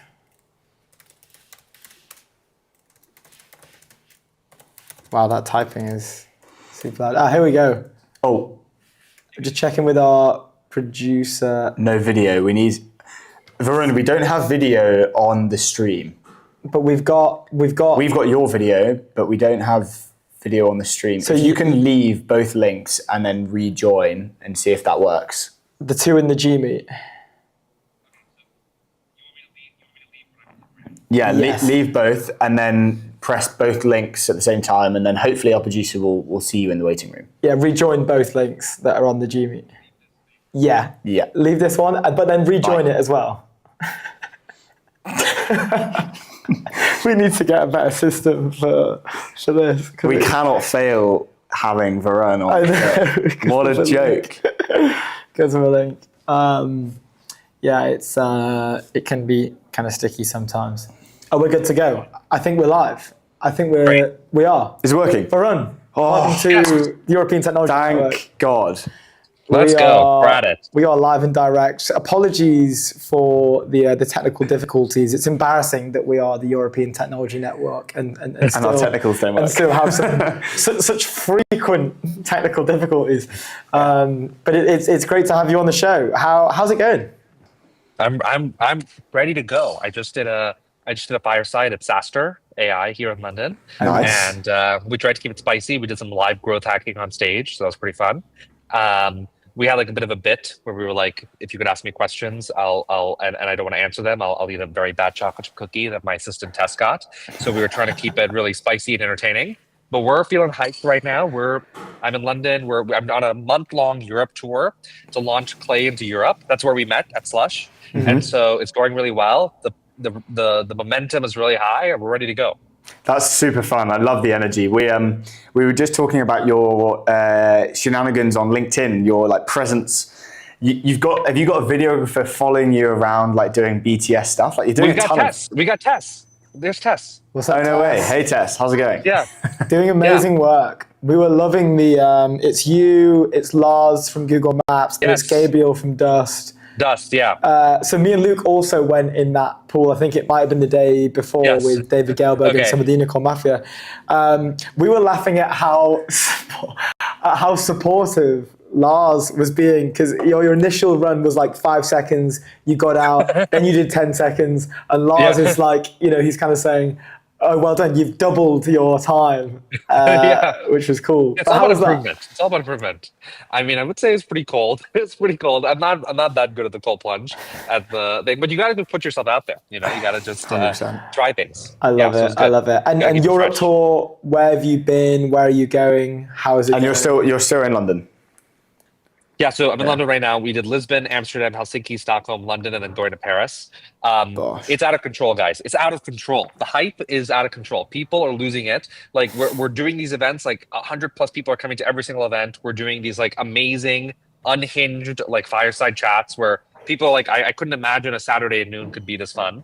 And we're doing it with like every top company in like every city. So like Lovable and Lagora in Stockholm, and Miro and Adyen in Amsterdam, and Granola in London, and doing these events. So really trying to be very earnest and like raw and like bring it out. And then we're like just doing a lot of customer and prospect meetings and drive a lot of momentum. And then we're opening up our office here in London in a month or two. This is amazing. So I think Let's go. we're feeling a lot of momentum right now. Yeah, definitely. Well, look, congrats on the European and launching in Europe, yeah, super excited to have you guys in London. We'll have to come by the offices and do some trade deals. Let's go. Before we get into this chat, I have to ask. I didn't see them, but Luke said at Slush he saw your Clay branded shoes. Live I got and them right fresh. No way. Yeah, I Hold knew. on. Can we get them up on the? Oh, that's sick. Pretty good, right? So And then- cool. They're so And then it's got like fresh. GTM engineer on it. Are they one of Oh. one? Are they for One sale? of one, yeah. No, They're one of not one. for- we gotta get. We're gonna make more. We're gonna make more. Okay, It's pretty because- good. Yeah. Well, How do you even make your own shoes? I want to have ETN. There's a Yeah. guy in Florence. Who does it, and it's actually a real estate broker, Derek, who hooked us up with it. So shouts to Derek. And they're sick, and he got us like a couple. So I'm like really grateful. But I've been rocking them everywhere. I'm pretty hyped. Yeah, So I'm not fresh. surprised. I would too. Yeah, they're Yeah. hard. Okay. We gotta get ETN sneakers. Yeah, we need to get some shoes. We've got the They're high caps. quality but- too. They feel nice. Like they're not just like random. They're really good. Okay, so you've got a good model. Yeah, we have the caps, but like I don't know, maybe we need to do No. a new- Sneakers are a whole new level. Yeah, Sneakers are whole new level. We need to level up. We're lagging behind. We have so many questions. Let's talk about dive Clay. Sure. For me, my whole background has been in GTM. Great. It is where I started my career. It's where I I not ended my tech career, but when I was in GTM my whole career up until I started doing this, which is kind of GTM in a way, actually. Ish. Sometimes it's an outsourced GTM for companies. Everything's GTM. Everything's GTM. Can you talk to us about Clay? I feel like you guys kind of popped up out of nowhere and then took over the whole, reinvented the whole GTM space. I even think that like maybe you guys coined the term GTM engineer. Yeah. I've got that on the shoes. That's so dope. Okay, can we just Legendary behavior. just where did Clay come from? How did you guys take over so fast? And yeah, I mean, coining terms like GTM engineer, you, from my perspective, changed the game of GTM. Yeah, I really appreciate that. I think, look, I think it's a philosophical shift. And so basically for the history of go-to-market, it's basically been like big companies like Salesforce and HubSpot that are like systems of record. And then pretty much every other piece of software in go-to-market tech has been, how can I take this one tactic and productize it into a software product? And that's why a lot of these tech products grow really quickly and stall out. The issue is go-to-market, and what you're doing right now, by the way, is all about staying different, all about keeping it fresh. Because any competitive advantage you come up with will expire very quickly. It'll hit an asymptote, you know? And so that's how you guys stay relevant. That's how you guys like keep making new fresh content. And the same is true for sales reps doing outbound. Some tactic they find that'll work for a few months, it'll expire and they'll have to come up with something new.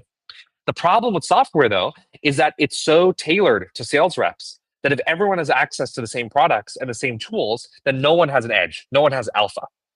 And so what Clay has done differently is we've given you like an open-ended canvas, like these underlying growth primitives and data primitives that help you build really creative growth campaigns. And as one thing stops working, you can use Clay to come up with your next idea and your next idea and your next idea.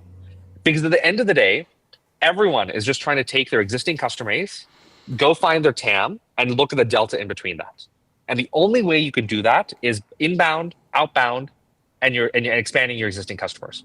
And Clay helps you get all the data providers to understand who your customers are, find new data points through AI, and then do very creative growth on campaigns on top of that, like personalized ads, direct mail, outbound campaigns, whatever. And we're now helping like the biggest companies in the world, like OpenAI, Salesforce, Google, Anthropic, and all the cutting edge startups. Amazing. And where does Clay go from here now? Like you've taken, as Ronan said, that you've kind of taken over and like, you know, created this whole new movement of Yes. GTM. Go-to-market engineering, yeah. Exactly. Like where do you go from here? Because obviously, like, you know, you mentioned about staying fresh and all of that kind of stuff. Like, not to say that Clay is dying, but it's like, you know, where's that next kind of like thing that you're searching at? Right. So I think like a couple things. First is, so go-to-market engineering is like, okay, this is like how you use Clay and other tools like it, a very engineering discipline to go to market, to iterate, experiment, come up with new growth ideas, and build revenue systems using automation and AI. These people are always going to come up with new ideas and build automated plays that work. Then reps are also going to need something. And right now, Clay is not a hospitable place for sales reps. It's too complicated. You can mess up the workflow. So we're going to then build like a workflow and space for reps as well, and how they can actually use the product to experiment and come up with new ideas. And then we're going to start using AI in the next year to look at your best customers, understand what makes them click, and then use AI to come up with these automatic campaigns to help you find more like them and do that on a repeated motion. And so those are kind of the next couple of focuses over the next like several months. Amazing. And let's touch on Europe and your shift towards London and obviously like the European kind of like market itself. Yeah. What do you feel like is different compared to the US? I think it's a unique angle kind of coming from, I believe, New York and operating kind of only in New York, only in the US, and now focusing on Europe. Where's different? What's exciting here? And does it change like your way of kind of selling the product at all? For sure. I mean, look, there's a lot of things that are different. GDPR as an example. But I also think the culture is different too, right? I find it like way less transactional. I find it way more fun than San Francisco sometimes. I find it like way more relationship based. And I think Europe, like what we're finding in all these events is people show up when you invest, you know, like we're putting in the energy, we're putting in the effort, we're putting on really high quality engagements. And I think people are noticing that and trying to reciprocate. And I think that's just like a cultural difference that's really special. And obviously we're also trying to tailor the way we sell, and part of that is security and compliance. And so we're like doing a lot of different things with data to make that easier. So like we have Adyen and Mistral and other top companies in Europe using us, and so obviously you have to get creative there. But then also like how do we localize the product? How do we like come up with different workflows that make sense for people here? And so yeah, we're definitely trying to tailor it, and we're taking a much more like community driven, bottoms up kind of marketing approach with events and stuff like that to build it up. Yeah, you're definitely doing more kind of like, I guess, founder-led stuff. We touched about it on LinkedIn. What have you found that obviously you mentioned that a ton of people are coming to the live events and all of this kind of stuff. What's the thesis around, like, when you were in New York and you were like, oh, okay, we're going to go to Europe and we're going to launch in Europe and that. Yeah. What was the thesis behind, okay, I want a videographer with me, I want to do this, that, and the other? Like, do you feel like that's a response from what's kind of going on in the market now? Was it like a personal thing that you just wanted it on camera? Implying that we have a thesis on anything is a very generous and charitable characterization of what it feels like at Clay. But I'll take it. No, honestly, it's a lot very instinctual. So like originally with Europe, like I was originally feeling, hey, we want to launch. And your first question was, why are we launching? Okay, so we're launching in Europe because we're obviously trying to grow. We have 20% of our self-serve revenue, more than that, already in Europe. We have key logos like Adyen and Mistral and Lovable and Agora and other big ones soon that are in Europe. That's great. How can we be more aggressive? Our retention curves are just as strong in Europe as they are in North America, and the competition is not really there. So I think there's a huge amount of opportunity. And every time I come, I feel a ton of pull. And I'm even seeing American companies that have offices in Europe that are asking for Clay even more than their American counterparts. So I know there's demand, and I think it's our execution that has to come, right? And so that's definitely part of it. But then it's like, okay, so we got invited to a couple of conferences, Slush and SaaStr and Web Summit, and had keynote opportunities there. And they're like, wow, they're all 10 days apart. Why don't we turn this into a whole marketing moment, And why don't we just stay there? Because it's like so annoying to go and come back and go and come back, and then make it into a whole Europe tour, and then have a lot of events. And then like we have all these Clay clubs in every city. So we can do a Clay club event, we can do an event with a top company or a customer. I can do a lot of customer meetings, and then we can make content about all of it.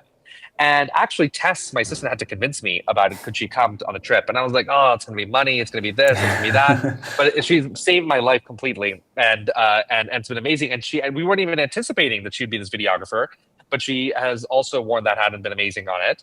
And then I'm also just like, as we're doing things, I'm like, oh, wow. I met a guy at the Clay Club Amsterdam who has this incredible yachting use case, okay? And so he's like using Clay in the yachting industry in a very fun way. Let me just tell you the use case because it's fun. Okay, so there's this guy, or like I met this guy running a construction robot company, and I was like, let's make a video of this, right? But there's this yachting guy, and he's got this industry, and people are like Luke's a rich guy, and he's at a boating show, and he's trying to buy a yacht, Of course. and but the guy doesn't know if Luke is rich or not. I don't see a Rolex, so how am I supposed to know? So Luke puts in a little bit of information. It triggers a Clay table, and it finds what's your net worth. Where do you live? How many houses do you own? Like, how close is your house to a marina? Like, does your country have a boating culture? And then it synthesizes like a score of how likely you are to buy a boat, basically. And then it WhatsApp messages the guy at the show and is like, hey, you should prioritize Luke.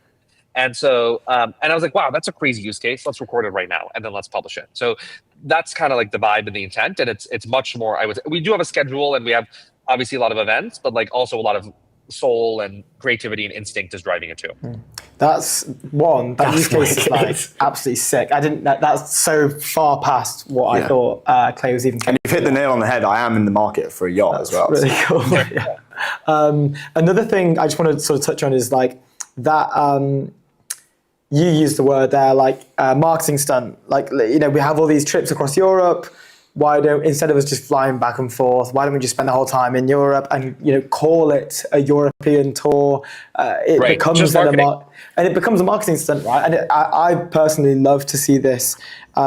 Traditionally, and we spoke about it even earlier, but Luke and I talk about this quite a lot. Like, traditionally, you'll only really see these kind of marketing stunts from consumer first brands, but more and more we're seeing the meta right now for any company that announces a raise is like high production release video, right? And it all comes in within this GTM sphere.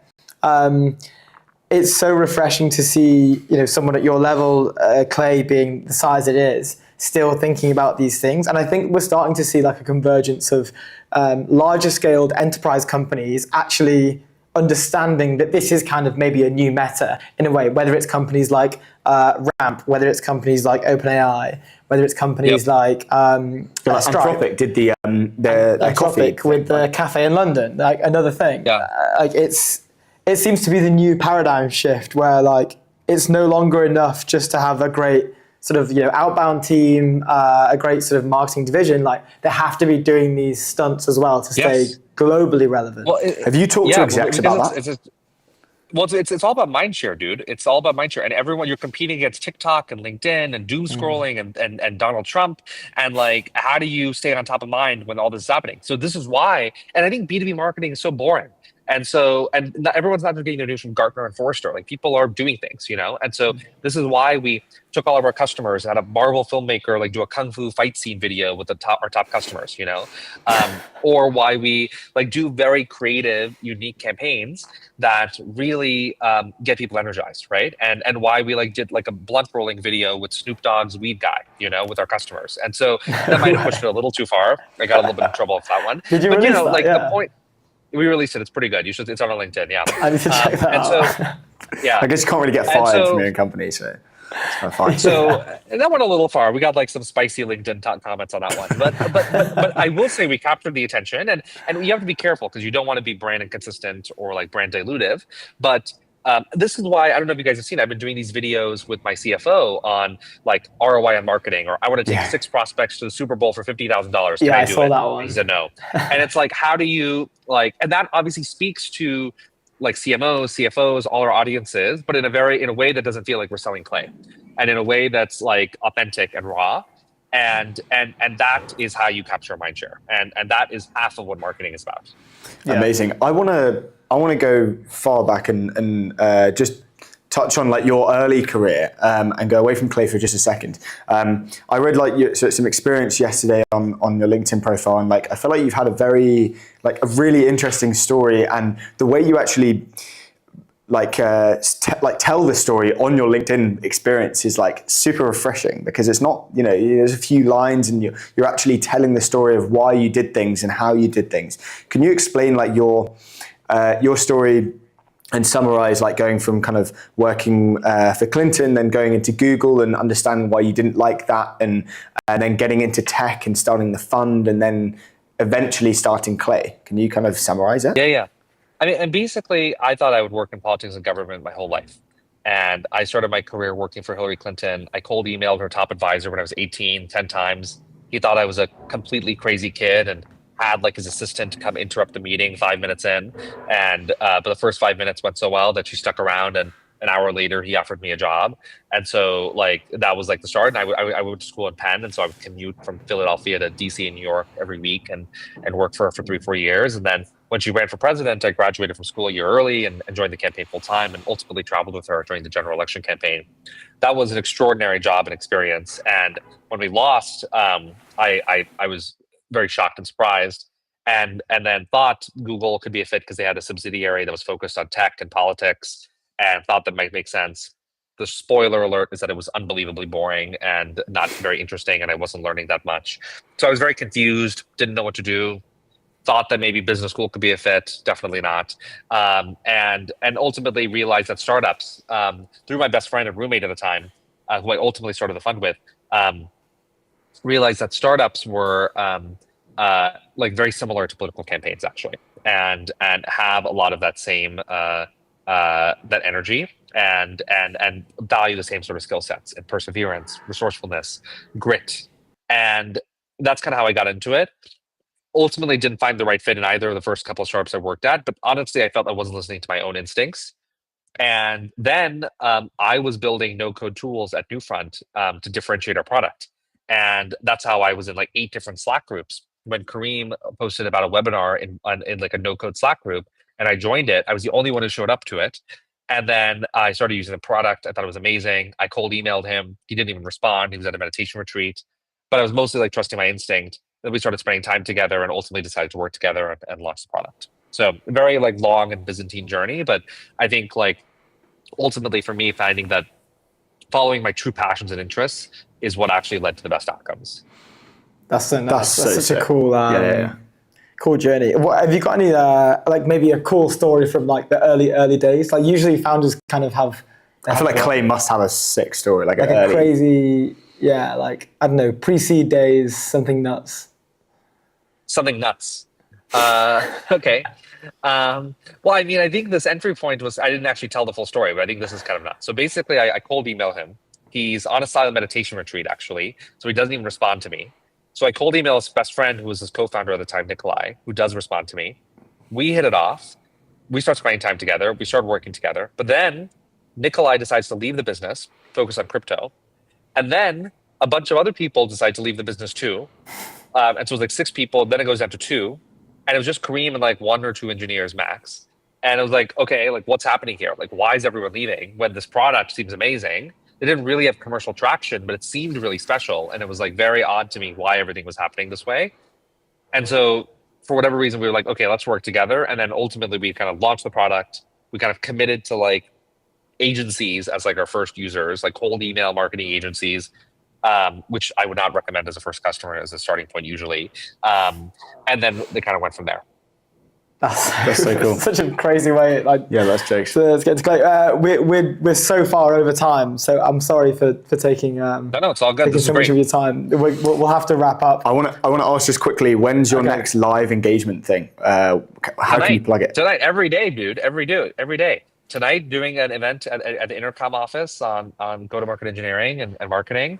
And then tomorrow, we're doing an event in Paris at the Dust with Dust that I think is going to be pretty unhinged.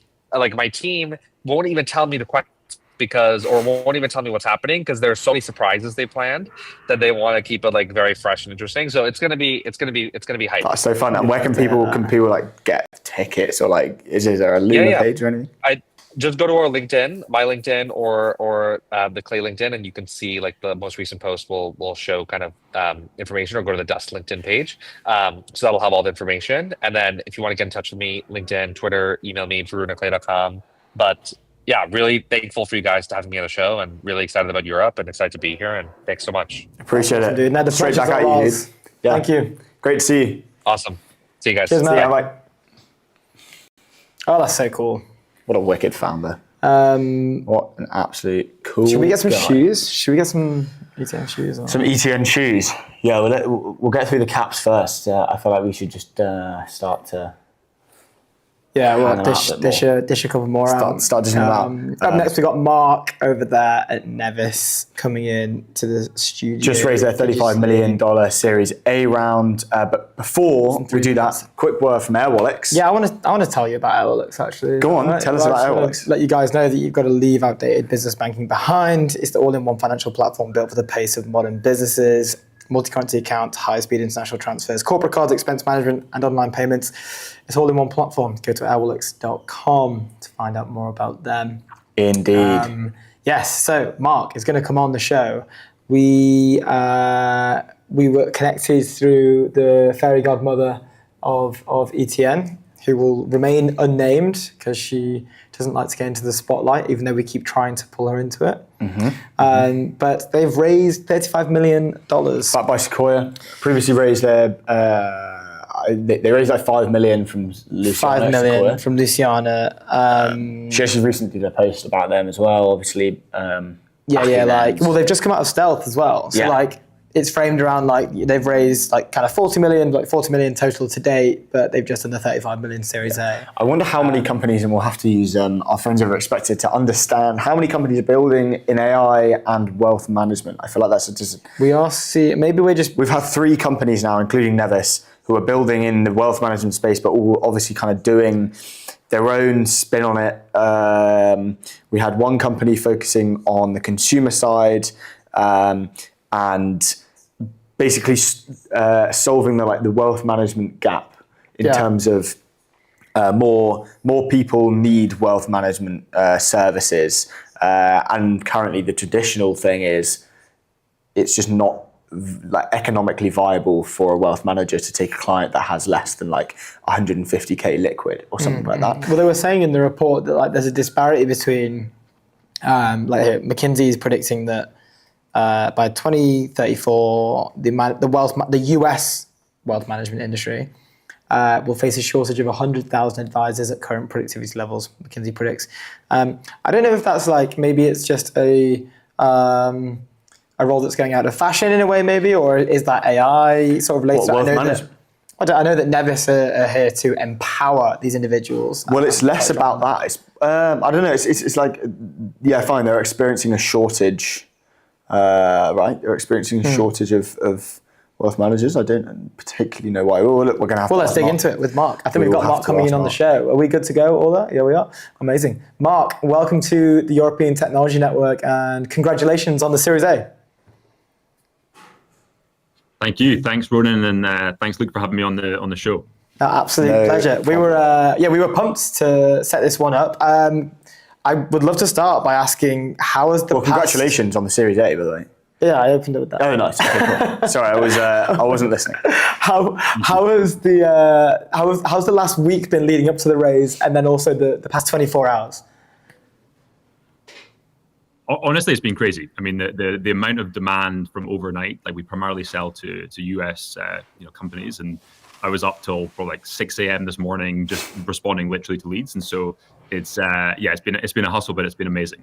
So it's gone exactly as planned, and it's nice after 1 year of operating in stealth to eventually publicly launch Nevis and actually also announce the fundraising that we did with 40 million from Sequoia, Iconic, and Ribbit. It's nice to finally be able to talk about it, and excited to where this goes from here. Yeah, so cool. Are you based in like London, or are you based in the US? Yeah, so we it's both basically. So today I'm in London. There's actually Canary Wharf. Yeah, I was going to say you're in Canary where I Wharf. formerly used to work, but yeah, Revolut was behind there, and so so we have a team who are all based in London. We hire all of our technical talent, the engineering team from London as well as across Europe. But we also are building out and scaling out our team in the US, but specifically in New York. But that is more kind of sales focused, and so engineering, tech talent, all Europe, and then in terms of sales, forward deploy, customer facing, it is US based. Yeah, Amazing. seriously cool. I asked that question because I was telling Luke before we jumped on. I emailed you last night at 11:57, and you replied at 11:58. On the day of the announcement of the Series A, on the day that you announced that you're coming out of stealth. I just thought that was really cool. I had to tell Luke that, and I had to tell the listeners at home that Mark is in grind mode. Can we just start now properly getting into everything? Nevis, what is the product? What does it do for the viewers at home? Can you break it down for us? Absolutely. Yeah, so Nevis is an AI platform for wealth management. So we build products and tools to help financial advisors to better serve their clients. Now, typically people wonder, why build a product for financial advisors? And we see a huge opportunity in this space, given a number of factors. Number one, demand for financial advice has literally never been higher. There are 50 million Americans in the US who get professional financial advice every single year. And it's just that the macro of wealth management is incredible. So wealth is growing significantly, and the number of households that have more than 500,000 in assets is growing 8 times faster than the rate of the population. So just demand for financial advice is at all-time highs. The problem is on the supply side. There's more advisors retiring than coming into the business. Where startups, I think, have wrongly tried to approach this in the past is to use AI to replace the advisor. We think that's completely wrong. We think that approach has been tried and failed. And the reason why we think it's wrong and why we think actually using AI to empower advisors better is, number one, clients are going to advisors because they trust them with their whole life savings. And number two, actually why they're going to an advisor is to help them navigate some of those really complicated and thorny parts of their personal lives of, how do I save for retirement, put my kids to college, sell a business, file my taxes. There's a lot more service than just simply, kind of trading for the client. And we think that those things will always be human led. The problem is that advisors are spending, 80% of their time on admin. And so it's all the busy work that is actually blocking them from growing. And it's also preventing millions more people being able to access professional financial advice. And so we build an AI platform to help streamline all of that admin. It helps lower the cost to serve. It means that advisors get unlocked all their capacity, and many more people can get access to professional financial advice at lower cost. And so that's what we're building, and we're super excited to. Yeah, for sure. Sorry for cutting you off. I just wanted to ask: is it you mentioned that there's a ton more people wanting the wealth management service, but then also you were saying that there's less wealth managers in the kind of whole ecosphere of wealth management. Are there less people going into wealth management as like a career move, or is it just it's all staying kind of the same and more are dropping off? Yeah, it's more that it's staying the same, and then so if you just imagine wealthy people on the numerator divided by advisors, your numerator is just growing super fast, right? And so if you do that calculation of number of households that have more than $500,000 in assets on the numerator divided by advisors, you get roughly 100 clients per advisor, right? Today, in 10 years, that's going to be close to 250 clients per advisor. Wow. And the question is where's all this, capacity going to come from? And it's not coming from, more advisors coming in at that same rate. And so, we think that AI will help unlock that capacity. Demand is not the issue, right? The firms that we work with and speak to, they can literally turn on the taps tomorrow and start serving many more clients. The problem is that, you cannot be onboarding 10 new clients per advisor per month without things beginning to break in terms of the client service side. And so help streamline, the admin that surrounds that and allow advisors to better serve their existing clients, but also grow their book of business in a way that's scalable, efficient, and maintains high quality. Yeah, seriously cool. I'd love to ask more on the naming. I read it in the article that I think it was embargoed, but it was released yesterday, how you guys decided the name, and it was just after Ben Nevis. What's the thinking around this? Literally, so there's two things. Number one, I'm Scottish, so I grew up in Aberdeen. From the age of when I was born all the way through to when I left high school, I grew up in Aberdeen. I feel very proud to be Scottish, honestly, and so I always want a little bit of Scotland in the company when we founded it. And number two is I think there's something quite nice about the kind of symbolism of this enduring, always there mountain in nature. Which I think hopefully resonates with what advisors are doing for their clients. And so I think it's hopefully resonates with what we're trying to build. So cool. I love that. I was just reading the article yesterday and I saw Ben Nevis. I was like, it's nice to see, a bit of Scotland on the map. You guys have been in stealth for a year, I think you said. I didn't know it was that long. Can you maybe why stealth for a year? What were you guys up to? I guess more on that. Yeah.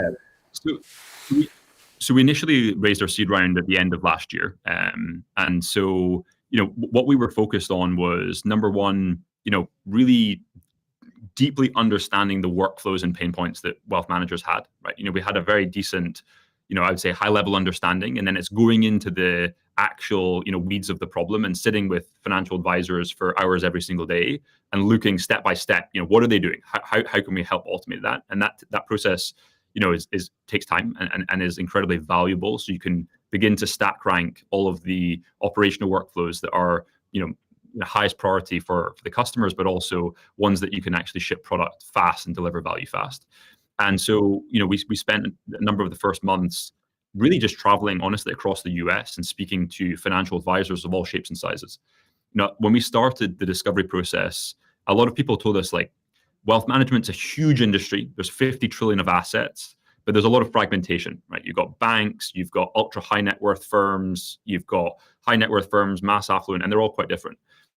And actually our experience is, whilst the clients that they serve are different, actually the problems on administrative workflows and ops side is exactly the same. It doesn't matter if your client is Mark Swan or Mark Zuckerberg, you literally actually are, still having the same administrative problems. And so we spent a decent amount of time deeply trying to understand the workflows and what we could build as a product that would help capture and add value to across the spectrum of the market. Then we've been, honestly, ruthlessly building out the team. We think we have some of the, strongest technical team in Europe. We have about 20 people today. We're growing super fast, doubling headcount probably every 6 months. And primarily all of that is product and engineering. And so, we want Nevis to be the central destination for the best AI and technical talent in Europe, period. When we want all of the best technical talent to really be a magnet here. We've got people who wanted to be founders, but then decided to now come to Nevis. We've got people who are we're building at some top startups, and now coming in. So it's really been building out a really high quality team, which again always takes time when your bar is incredibly high. But we've done those, and then it's been on product and then launching, and then lastly, why come out of stealth now? The pool was just so strong, right? We basically were doing what we could to stay out of the news for honestly as long as possible as we were building. There's a level of kind of advantage you have when no one knows who you are. You can out navigate competition and build like more deeply with this select group of customers you do have. But we were getting insane inbound. People were finding out about us that I literally not even still sure how, right? And so word of mouth was really strong, and we felt that now was the time to really execute execute on that and actually really kick off sales, but also expand and build out our team with that best technical talent across Europe. So it's exciting to now eventually come out, but it's an exciting time. Yeah, So definitely. cool. And It's a big day. I'm sure the work just like ramps up now you're like public, and there's like a ton of like things just coming at you. So much inbound. I want to deep dive on the product a little bit. And in terms of admin, like where specifically you guys solving for wealth managers? I actually started my career in wealth management in the building, like directly behind you. Not that building directly one, Nice. but the taller one. And I can probably see the floor that I was working on. Yeah. I did like a decent amount of the admin, and I was working with private clients and stuff. Where in that specific like whole thing that you have to do with a certain client, onboarding them, but then also all the other stuff that comes on, what was the first thing that you guys solved for, and like how are you looking at that like problem, I guess? Yeah. So let me first just start just by saying like what's the typical setup of a team in wealth management, right? So typically you have the financial advisor, who's the client-facing relationship owner with the client, and then that financial advisor usually is supported by at least 2 relationship managers, admin staff, like operational people who are helping update records on a CRM, build financial plans, open custody accounts, file taxes, place trades, so on, right? So they're trying to support the advisor.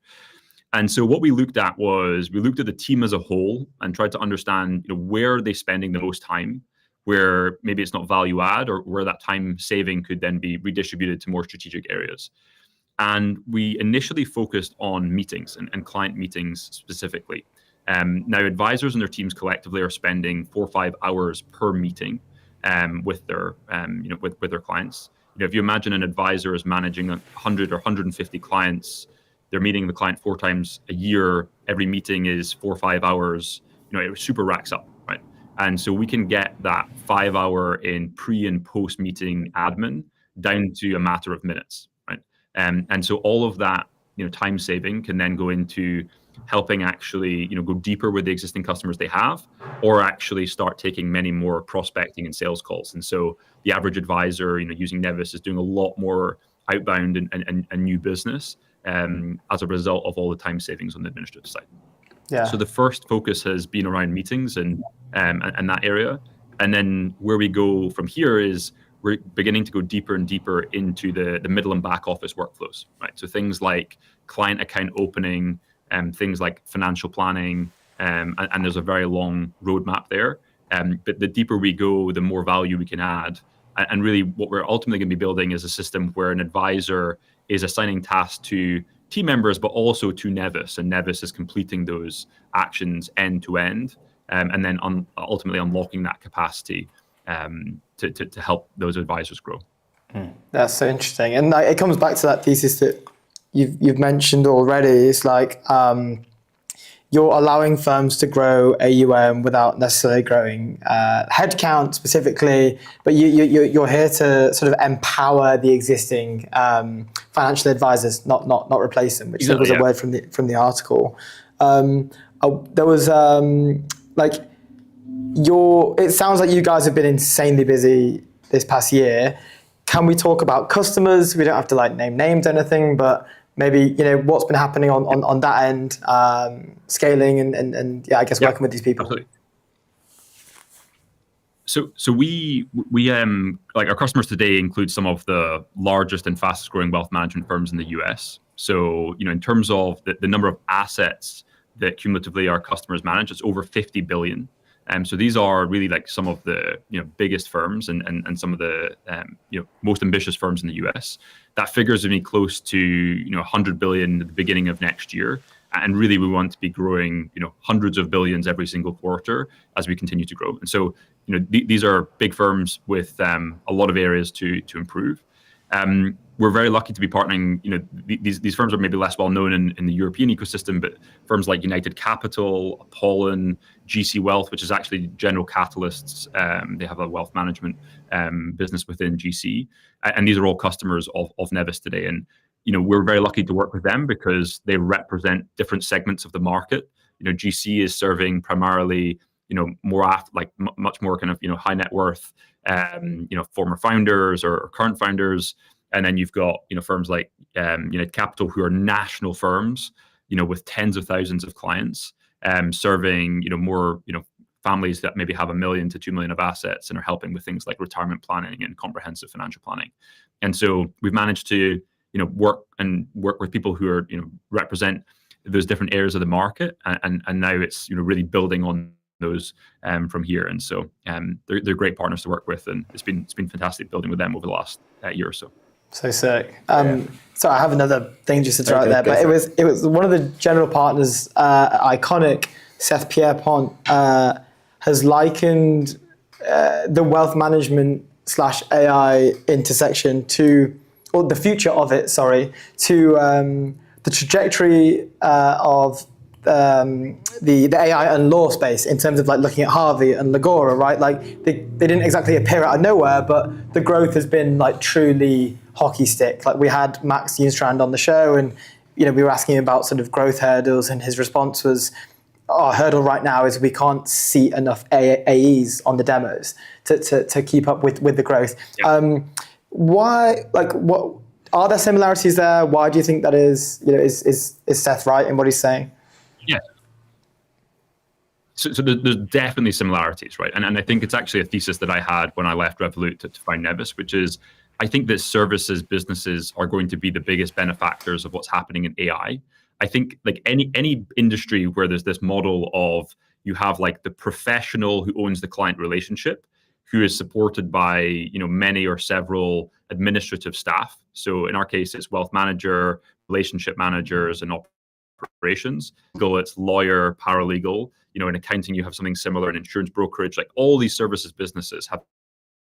And what AI is able to actually now do and unlock is help streamline a lot of those core, operational administrative workflows that help then the front-facing professional. In our case, it's all the busy work that I talked about. In legal, it's others. And so, I think that, Seth is right. I do think that what we're building in wealth management is very analogous actually to the legal space. I think that legal space is further ahead at the moment in terms of just like the companies are a little bit older. Harvey, Legora are a little bit ahead of us in terms of just like their age.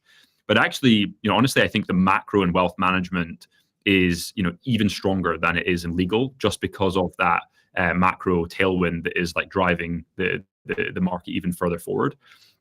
And I also think one point, and this is our kind of contrarian belief, if you like people overlook wealth management, I think, honestly, generally. They either don't understand it, or you're a smart kid coming out of Oxford and you don't have the money to go and get a wealth manager, and so you don't really understand what they do every day. And so I think for all of those reasons, it's an amazing opportunity to build a business in the space and to really build something of value and capture the market and capture it fast and ride that tailwind of the macro, which is actually the best in terms of the macro across all the services industries. So I think it's similar, but I actually think wealth management is even more attractive. I think I think so cool. too. The product is, like you mentioned, like inherently, you're solving these like very fundamental like operational admin tasks. Wealth management, maybe you mentioned some of your customers. I don't think they're like maybe the traditional kind of customers. I don't know the industry very well, I guess, but it's like it's normally quite traditional, and therefore kind of integrating yourself into like those very operational heavy and really fundamental tasks that make the firm tick. Is that quite hard to integrate yourself, or is it actually quite like an easy fix when you're selling to these wealth managers and they're like, oh, like that's actually so much easier than I've ever done it before. Let's 100% get on this. I think like the ability to show value early, fast, and with low implementation is actually there, right? And so I think from the outside and from maybe kind of prior history of wealth management, even in legal space, that's what they were saying about lawyers, like 24 months ago, is that maybe they'll never adopt it, maybe there's slower industries and so on. That's actually anything further from the truth, honestly, right? Our experience is that customers use Nevis, they get value immediately, and they want more, right? And at the end of the day, wealth managers generally are actually very entrepreneurial. They often actually own their own business and have founded their own business. And when there's any slither of edge to be able to either grow or to better serve their clients, they'll take advantage of that from a technology side. So our experience so far is that there's a very strong willingness to buy, and there's a huge amount of demand. But that's as a result of the value that they're seeing across the market and opportunity in the space. So our experience has been incredibly positive. So amazing. Cool. And one final question just before we close out. What are you going to use all this money for? How's it being deployed? Yeah. I mean, we're scaling out our team, right? I said slightly earlier, but our goal is to make Nevis the central destination for the best AI and technical talent in Europe. We want to be the place where the best AI builders come to actually build something really of value in the applied space within wealth management. And for that, we need to hire great people. We pay top of market. We want to get the best people to come in and build with us. And also as well, we're expanding across the US, right, as well, and particularly on the kind of go-to-market and sales side. And so it's really build, execution, and do it fast and execute with speed and velocity, and deliver value to the customers and the market as we expand. So be aggressive is always the key. Awesome. So cool. Mark, we're fresh out of time, but thank you so much for jumping on and sharing sharing the amazing news with us, and congratulations on everything you guys have achieved so far. I appreciate it, and thanks guys for having me on. Great stuff. Cheers, Mark. All the best. Great to meet you. Bye. See you guys. I didn't know they were in stealth for a year. I thought they were in stealth for like a few months.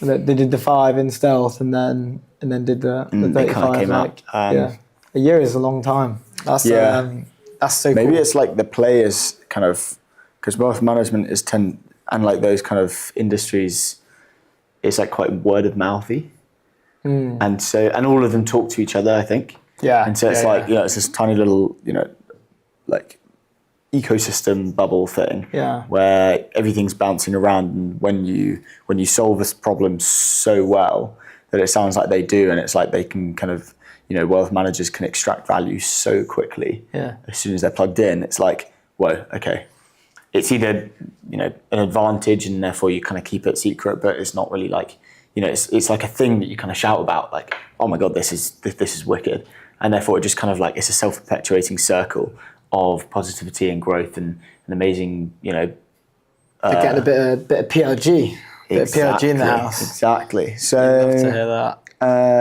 So yeah, I mean, it'd be interesting to see look at like their growth and like going, coming out of stealth. Like, will that just like absolutely, skyrocket their growth? They're getting so much attention. Or were they already getting so much attention just because of the nature of the industry and the word of mouthiness of it? I think it's both. It will be both. It will be both for sure. Also, and more people will it's named be after Ben Nevis. How can they? Exactly. I think we should talk about the recommendations for Nuclear Task Force. Is that? Should we touch on this? This is quite big. Accepting the review. Just give me 1 second. I will get it up. And we can talk a little bit about it before we have our last guest on. So basically, I will read this tweet out. We'll see if we can get it on the show we're on. So John Fingleton, the man himself, the Prime Minister spoke about the task force on nuclear energy today.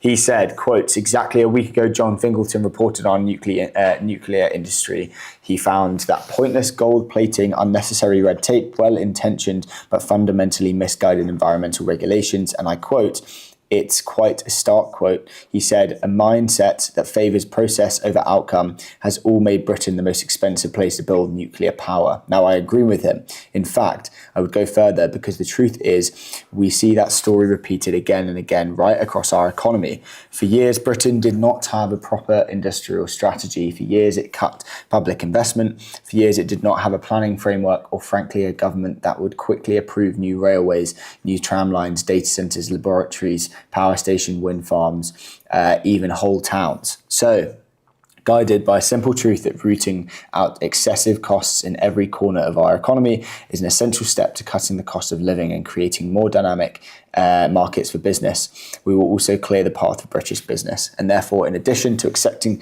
the Fingleton recommendations, I'm asking the Business Secretary to apply these lessons across the entire industrial strategy. The point about process over outcome is key. Our report is about achieving better outcomes for safety in the environment, which can be done at much lower costs if we get the regulatory framework right. I would like to further thank my fellow task force members and the hardworking team of civil servants who supported us in the review. Sick. That's awesome. It's cool. It's massive congratulations to John Fingleton and team. And the That's task force really, team. really, really cool. And we saw everyone celebrating it, everyone who sits, people we've interviewed on the show as well. It seems to be like a recurring thing. I think of people like Barney from Clio. I think of James Wise at Bolton. I think of Matt Clifford at EF. I think of Alex at Sequel. And it's a good... it's just a good moment in terms of not only the fact that they're open to looking into the nuclear side of things, but also they're expanding it to other areas of infrastructure across the UK. For those, seriously British, and they've just to say they've released a British Progress. So British Progress have released this nuclear task force tracker, which if you go onto the link, I believe I'm still showing my screen. It is tracking the progress of government departments, regulators, and industries, and industry in implementing the UK nuclear regulatory task force recommendations. The British. This is from the Centre of British Progress. Oh, nice. Maybe so they have a ton of stuff if you want to go and have a look. Pretty wicked, to be fair. Yeah. Seriously nice design as well. And a summary of the whole thing is the Fingleton Review was an independent examination of Britain's nuclear regulatory system, led by the economist Sir John Fingleton, former head of the Office of Fair Trading, and commissioned under Keir Starmer earlier in 2025. And it basically arose from concerns that the UK's nuclear sector, which was once world leading, has become the most expensive place in the world to build nuclear projects. The task force was basically charged with diagnosing why civil and defence nuclear programs were prone to huge cost overruns and delays, and with proposing reforms to speed up new projects at lower costs and on time. So essentially just we need to make this quicker, cheaper, and with less red tape. That's good. It's really good that the Prime Minister is he's cool. voiced it. It's weird. But what I think is so sad is the fact that everyone was like, oh wow, he's cool with this. That's such a sad. Yeah, it's never a great. It should be obviously we're doing this thing. Obviously this should be rolled out. Obviously, we are. Wait, we can he's actually down to do something quicker, we more can do this efficiently. quicker. Let's go. And we can benefit. Yeah, it's basically a no-brainer. Yeah, it's kind of peak. But anyway, that's me being a negative Nancy. It's a great thing that this has been. Before we jump on with Christian, I just want to touch on Airwallex. Leave outdated business banking behind. The all-in-one financial platform built for the pace of modern business, multi-currency accounts, high-speed international transfers, corporate cards, expense management, and online payments. All-in-one platform. Just get faster with your business banking needs. Go to airwallex.com and check them out. They're wicked. Behind. Amazing stuff. I think we have our final guest on the show, Christian Neal. He is the general partner at Headline. Are we on? Can you hear us? Yes, I can hear you loud and clear. Can you hear me as well? Yes, we can. Perfectly. Amazing. Great to meet you, Christian. Good to meet you guys. Thank you for having me. Welcome to the show. Welcome to the European Technology Network. We're honoured to have you on. No, I'm honored to be here with you guys today. Thank you for having me. No, thank you. Where do we even start? Well, firstly, how is your day going, Christian? It's busy. I feel like the last quarter has been intense. A lot of great companies are raising money right now, and everybody hopes to close before Christmas. Is there like a rush like that? Like when I used to sell enterprise software, we would try and cram the deals in before Christmas. Yeah, 100%. Is it the same thing in venture? Is everyone trying to? Yeah, I feel like that's everybody like at least trying to do here. Yes, like and I can tell you from the past experiences that we've been closing funding rounds on Christmas Eve. So people are serious about closing it before they go with their MOs.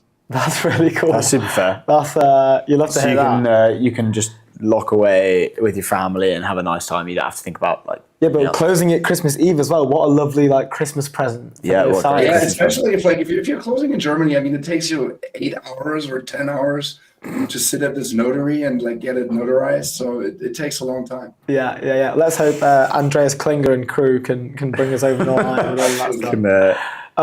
Super cool. Well, today we were discussing on the show.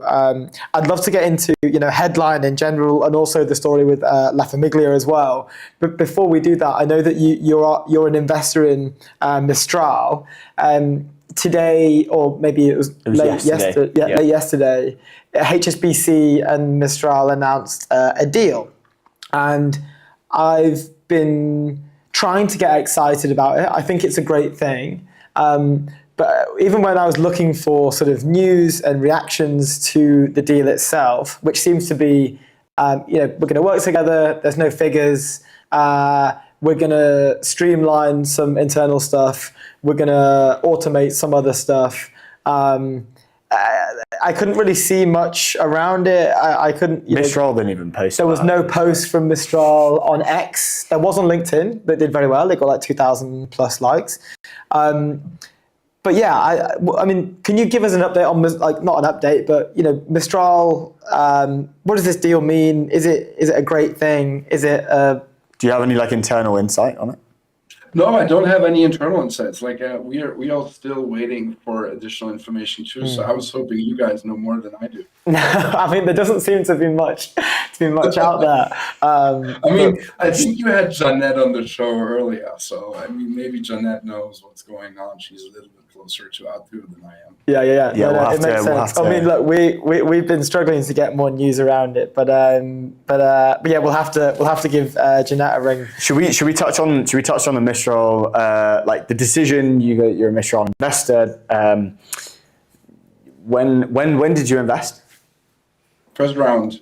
Oh, wow. Which is like Europe's like largest like seed round at that time, right? Yeah, exactly. I can tell if you want, like I can tell you how it came about. Like, tell us the story. Hell yeah. And whatever is most interesting to your audience, like you guys have to guide me on that. Yeah, we'd love to hear the story. Yeah, that'd be awesome. Cool. So like in the Mistral case, it was a gentleman called Cédric O. Cédric is the former Minister of Digital Affairs in France. Like he was the right hand of Emmanuel Macron, the French president, who was responsible for all digital and startup topics. And at some point, he gave me a call and he said, Christian, here's this fantastic French team, and they want to build a large language model. And we think that this is the one where France will put their entire weight behind, because this are the kind of angel investors that are going to join the round. And now, Christian, we are looking for a strong German network. Like we are looking for people on the German side to help us to get into the tech community and maybe even at some point talk to politicians. And this is why he gave me a call. I knew him from my time when I was still the chairman of this nonprofit organization called the German Startup Association. So he knew that I had some like proprietary government access, and he knew that I was a VC. So he thought that this would be a good idea to invite me to the deal. And this is how it all happened, basically. So it was through a network at the Élysée Palace that we got into the deal. And of course, very grateful to Cédric until today that he thought about us and that he thought about me. That's so cool. That's a real insight there. Yeah. How do you feel about like AI sovereignty and like a country being able to kind of like build and run their own like AI models? I recently wrote a tweet about it and like saying how Europe should kind of focus specifically more on the application layer rather than the foundational layer. We've touched on it before. We touched on it on the show today. What do you feel about the relationship between Europe and like AI sovereignty?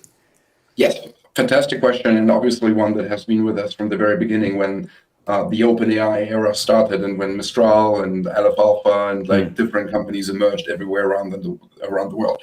So I think first of all, the argument is usually the value chain in AI. If you think about it in very basic terms, begins on the rare earth side, right? I mean, it's lithium and like all these rare minerals in the ground that you need in order to build chips. And then these chips, you need the chips in order to actually operate a data center, and the data center you need in order to run the math algorithms paired with electricity in order to get the large language model and its answers out and its interferences. So obviously Europe is not well positioned in terms of like the rare earths, the data centers, because of the cost that we have, especially in Germany, for electricity and all of that. So I think this sovereignty argument in that sense is real, that also a company like Mistral from the very beginning needed help on the funding side. So we needed European money at the beginning, but also US American money from the beginning as well. We needed NVIDIA chips, like we did run the models on chips that are not European necessarily. So the entire sovereignty argument actually is a strong and important one. But as you said, Luke, it also matters how we actually build the applications around it. And I think this is where Mistral especially is really, really strong. And I do think that the kind of weight that everybody has been putting behind the company is incredibly important to build a sovereignty argument. And I feel like that especially companies from France and Germany are now like considering to work with Mistral, not only because their performance is so great, but also because regardless of where the chips are coming from or where the rare earths are coming from, this is a sovereignty play, and this is a European business that everybody seems to be buying into. To focus specifically on like to create just kind of like intra-company like country relationships, where it's like, you know, companies are building global, but they have these like, you know, patriotic like relationships, I guess, right? Yeah, I think patriotism itself, of course, doesn't pay the bill, but at the same time, I do believe that it is a good idea, at least, to have something that can operate in independence. And you guys know as well as I do that Europe is very different from China and from the United States in that sense. And that is why I do believe that this country-to-country relationships, and within the European house, I do think that it is France and the United Kingdom and Germany that always need to work together somehow in order to actually get the entire continent behind them. And I think that especially if you talk again about like large language models and Mistral in particular, this is exactly what is happening. Yeah, I'd definitely. love to see that. I'd love to move on to La Famiglia. The founding story behind this. I mean, again, we spoke to a few of the GC team when we were at Slush. La Famiglia was talked about in some of the conversations we were having. Would love to know, you know, the story behind founding this, and then ultimately, if I'm not mistaken, it's now owned by General Catalyst. You know, what was that journey like, I guess, and going from starting this and then to working for It's a wicked brand. Like, it's such a cool brand. The branding. Surely you've had so many calls where it's like, dude, your brand is so so sick. I can tell you the story, how it all came together, and I can also tell you, like, first time I think publicly talking about how the name came along. We love an exclusive. La Familia at the beginning didn't have a name. There was an idea between Janetze Fürstenberg, who's now with GC, Robert Lacher, who's now with Visionaries, Max Fiesmann, who owns Fiesmann, a big German corporate, Step Jonston, an angel investor, and me. Like, it was the five of us just saying we want to invest together as friends, like, and we thought we just going to do like small angel investments in companies where we thought we could help with our proprietary network, aka access to the German Mittelstand, like the German small and medium-sized businesses and corporates and family-owned businesses in particular. This is where we had an edge because we're coming out of this world. A lot of people liked the idea and started asking us, like, can we invest alongside you guys? And this is how eventually we had raised 35 million euros. And when we raised 35 million euros and we've raised money from friends and some very esteemed investors, we thought that we need to institutionalize this because we can't just do that at the side. We could be among 5 friends. And this is when Jeanette and Robert Lacher started to work at La Familia full time. And when Max, Sepp, and I actually pulled out because I was working at eVentures, aka Headline Today, like we rebranded a few years ago already, and of course couldn't actually run a second fund. So this is how it started, and I'm happy to talk about what happened then. But maybe just on the name, we were thinking about a name, and I was lying on the couch with my former girlfriend like 10, 11 years ago, and she came up with the name. Like we were watching a show on television, and she was like looking at the TV screen, and she said, "Hey, La Familia would be a great name." And then I said, "Oh, this sounds cool." Like, so I texted to the WhatsApp group, and the rest is history. There you go. Super random. That's actually super random. Ex-girlfriend named the business. That's so cool. And also like the branding or like Itself, yeah, the getting website, up. the branding, like the visuals, everything is like super clean. It's very non-traditional. It's very like, and it's. I think a lot of venture firms are trying to brand like this now. There's a few now, yeah. There's a few kind of popping up every now and again where it's like, yeah, they have a pretty sick website. But that's a joke story. But what's behind the branding and everything? Because it's so I non-traditional. think like, back in the days, we just thought we would want to have something that we liked, and we wanted to give like a feeling of cohesiveness and like this family style of coming together and like doing things together and being a big group and being stronger as a group. And this is how this all came together. And I think that everyone had some like certain taste on design, and we wanted to keep it simple and we wanted to keep it beautiful. And I think that was the idea 10 years ago. And again, like it was a fun project at the start, right? I mean, the fact that it became a real fund that then later on got acquired by GC, where Jeanette is still on board. It's funny to see how things went down. That's so cool. That's so cool. So funny. Should we talk about Headline and kind of Let's do it. your role and what you're seeing in the market specifically? I don't know if you want to kind of give high level on your role. What does day look like, and how do you kind of fit into the fund? Happy to give you. I'll give you like a brief snapshot on Headline, and then we can talk about more of the specifics. So. Headline is a global venture capital firm with offices in San Francisco, Sao Paulo, Paris, London, Berlin, Tokyo, and Taipei. I think by now we are the most global venture capital investor in the world. Right now we manage roughly $5 billion US, which makes us the largest VC firm from Germany, one of the biggest in Europe, and one of the, I think, 30 biggest in the world. We've been around for 27 years, investing in all sorts of businesses. So we are a sector agnostic investor and invest anywhere from €1 million, £1 million, $1 million, whatever, to up to 100 million per company. Our DNA is classic early stage, but by now we do multi-stage. So we do lead and co-lead growth rounds and pre-IPO rounds as well. And the current global portfolio is around 300 portfolio companies from all sorts of sectors. Again, like DNA is in early stage, but we've been establishing our growth practice for more than 10 years by now. So it's like generation 4. And so it's becoming a real multi-stage firm by now.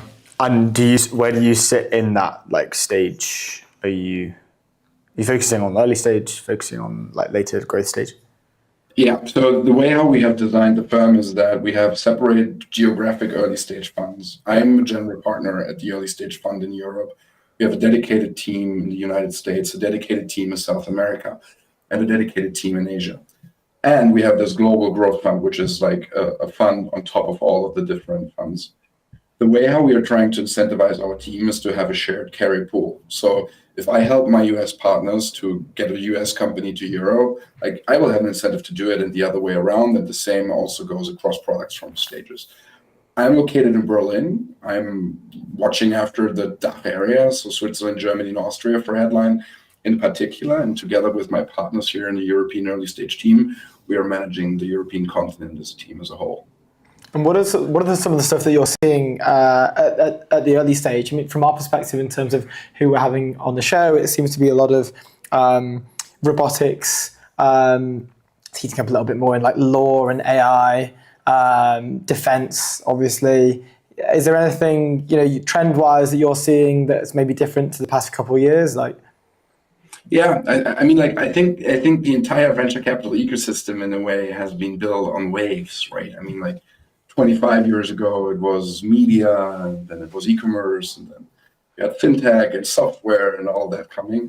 And I do think that we are in the middle of one of these super cycles as well, which is probably even a little bit stronger because it's a horizontal trend, which is AI, right? You could say that AI is probably embedded in any pitch that we see these days.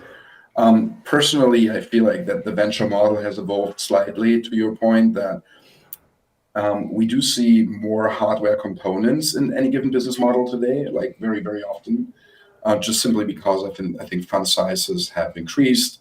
The venture model has evolved. There's more capital available and more understanding of how hardware and software and the intersection of the digital and the physical world works. But equally, like we do see pure play software fintech companies still, and I feel like that it has always been going in waves a little bit. And of course, because of the situation in Ukraine, defense and deep tech have been an increasing use case, like in all like shapes and forms.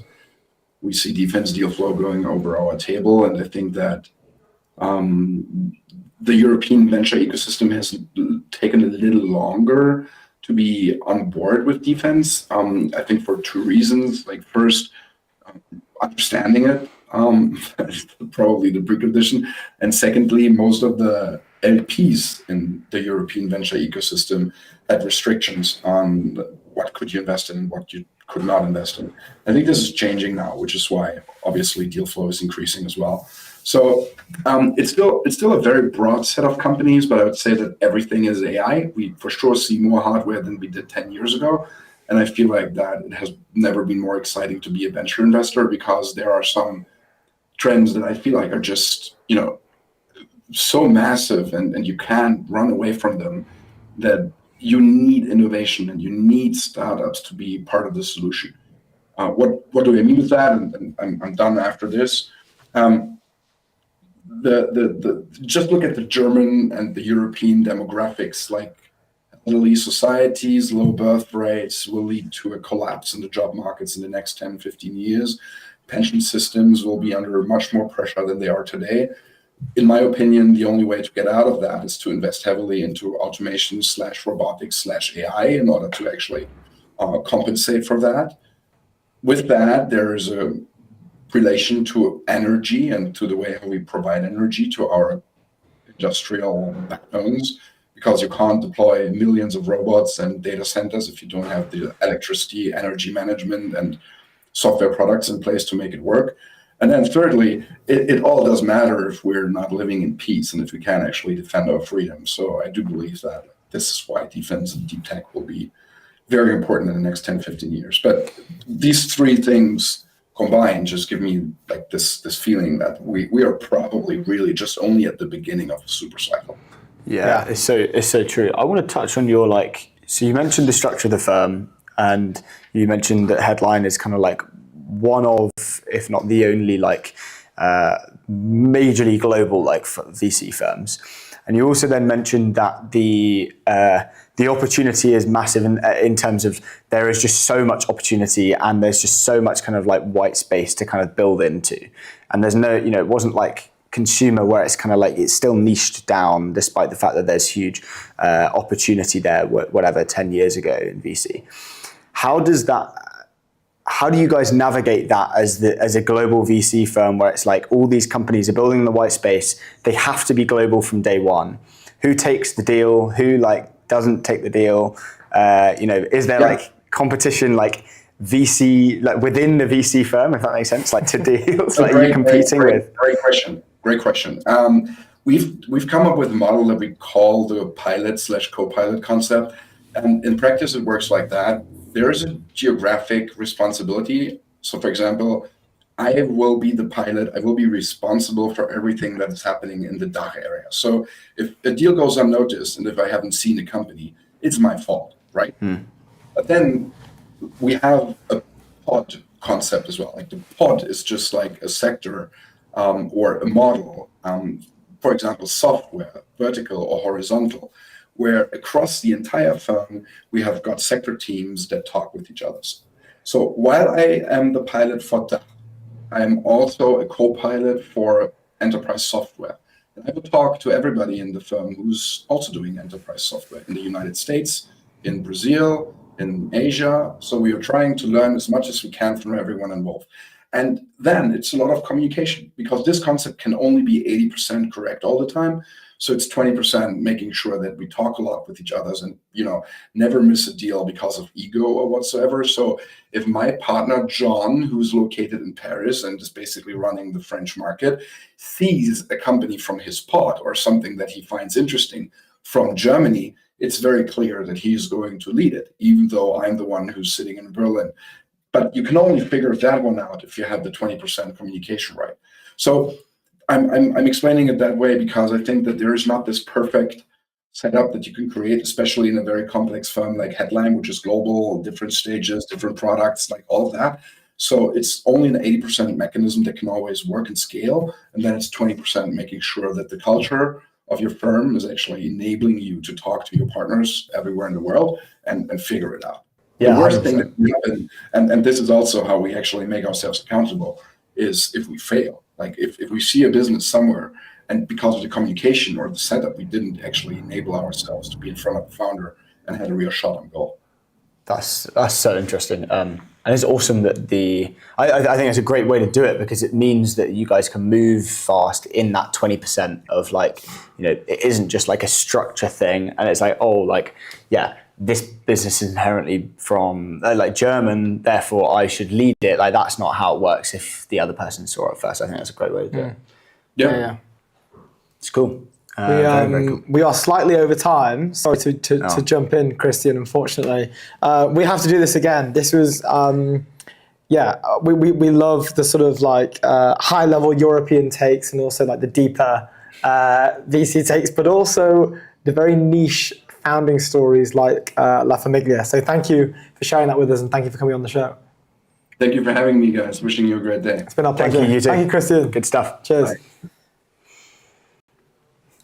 Super cool. Super cool. Quick word on our sponsor, Fora Workspaces, to make your everyday extraordinary, premium flexible workspaces that drive performance, productivity, and well-being. Be surrounded by greatness and rub shoulders with the world's most exciting companies. Go to Foraspace. You've got to be surrounded by greatness. It's where we go to do our work for the show. It's in Fora. Let me tell you about Airwallex. I want you to leave outdated business banking behind. Leave it behind. It's the all-in-one financial platform built for the pace of modern businesses.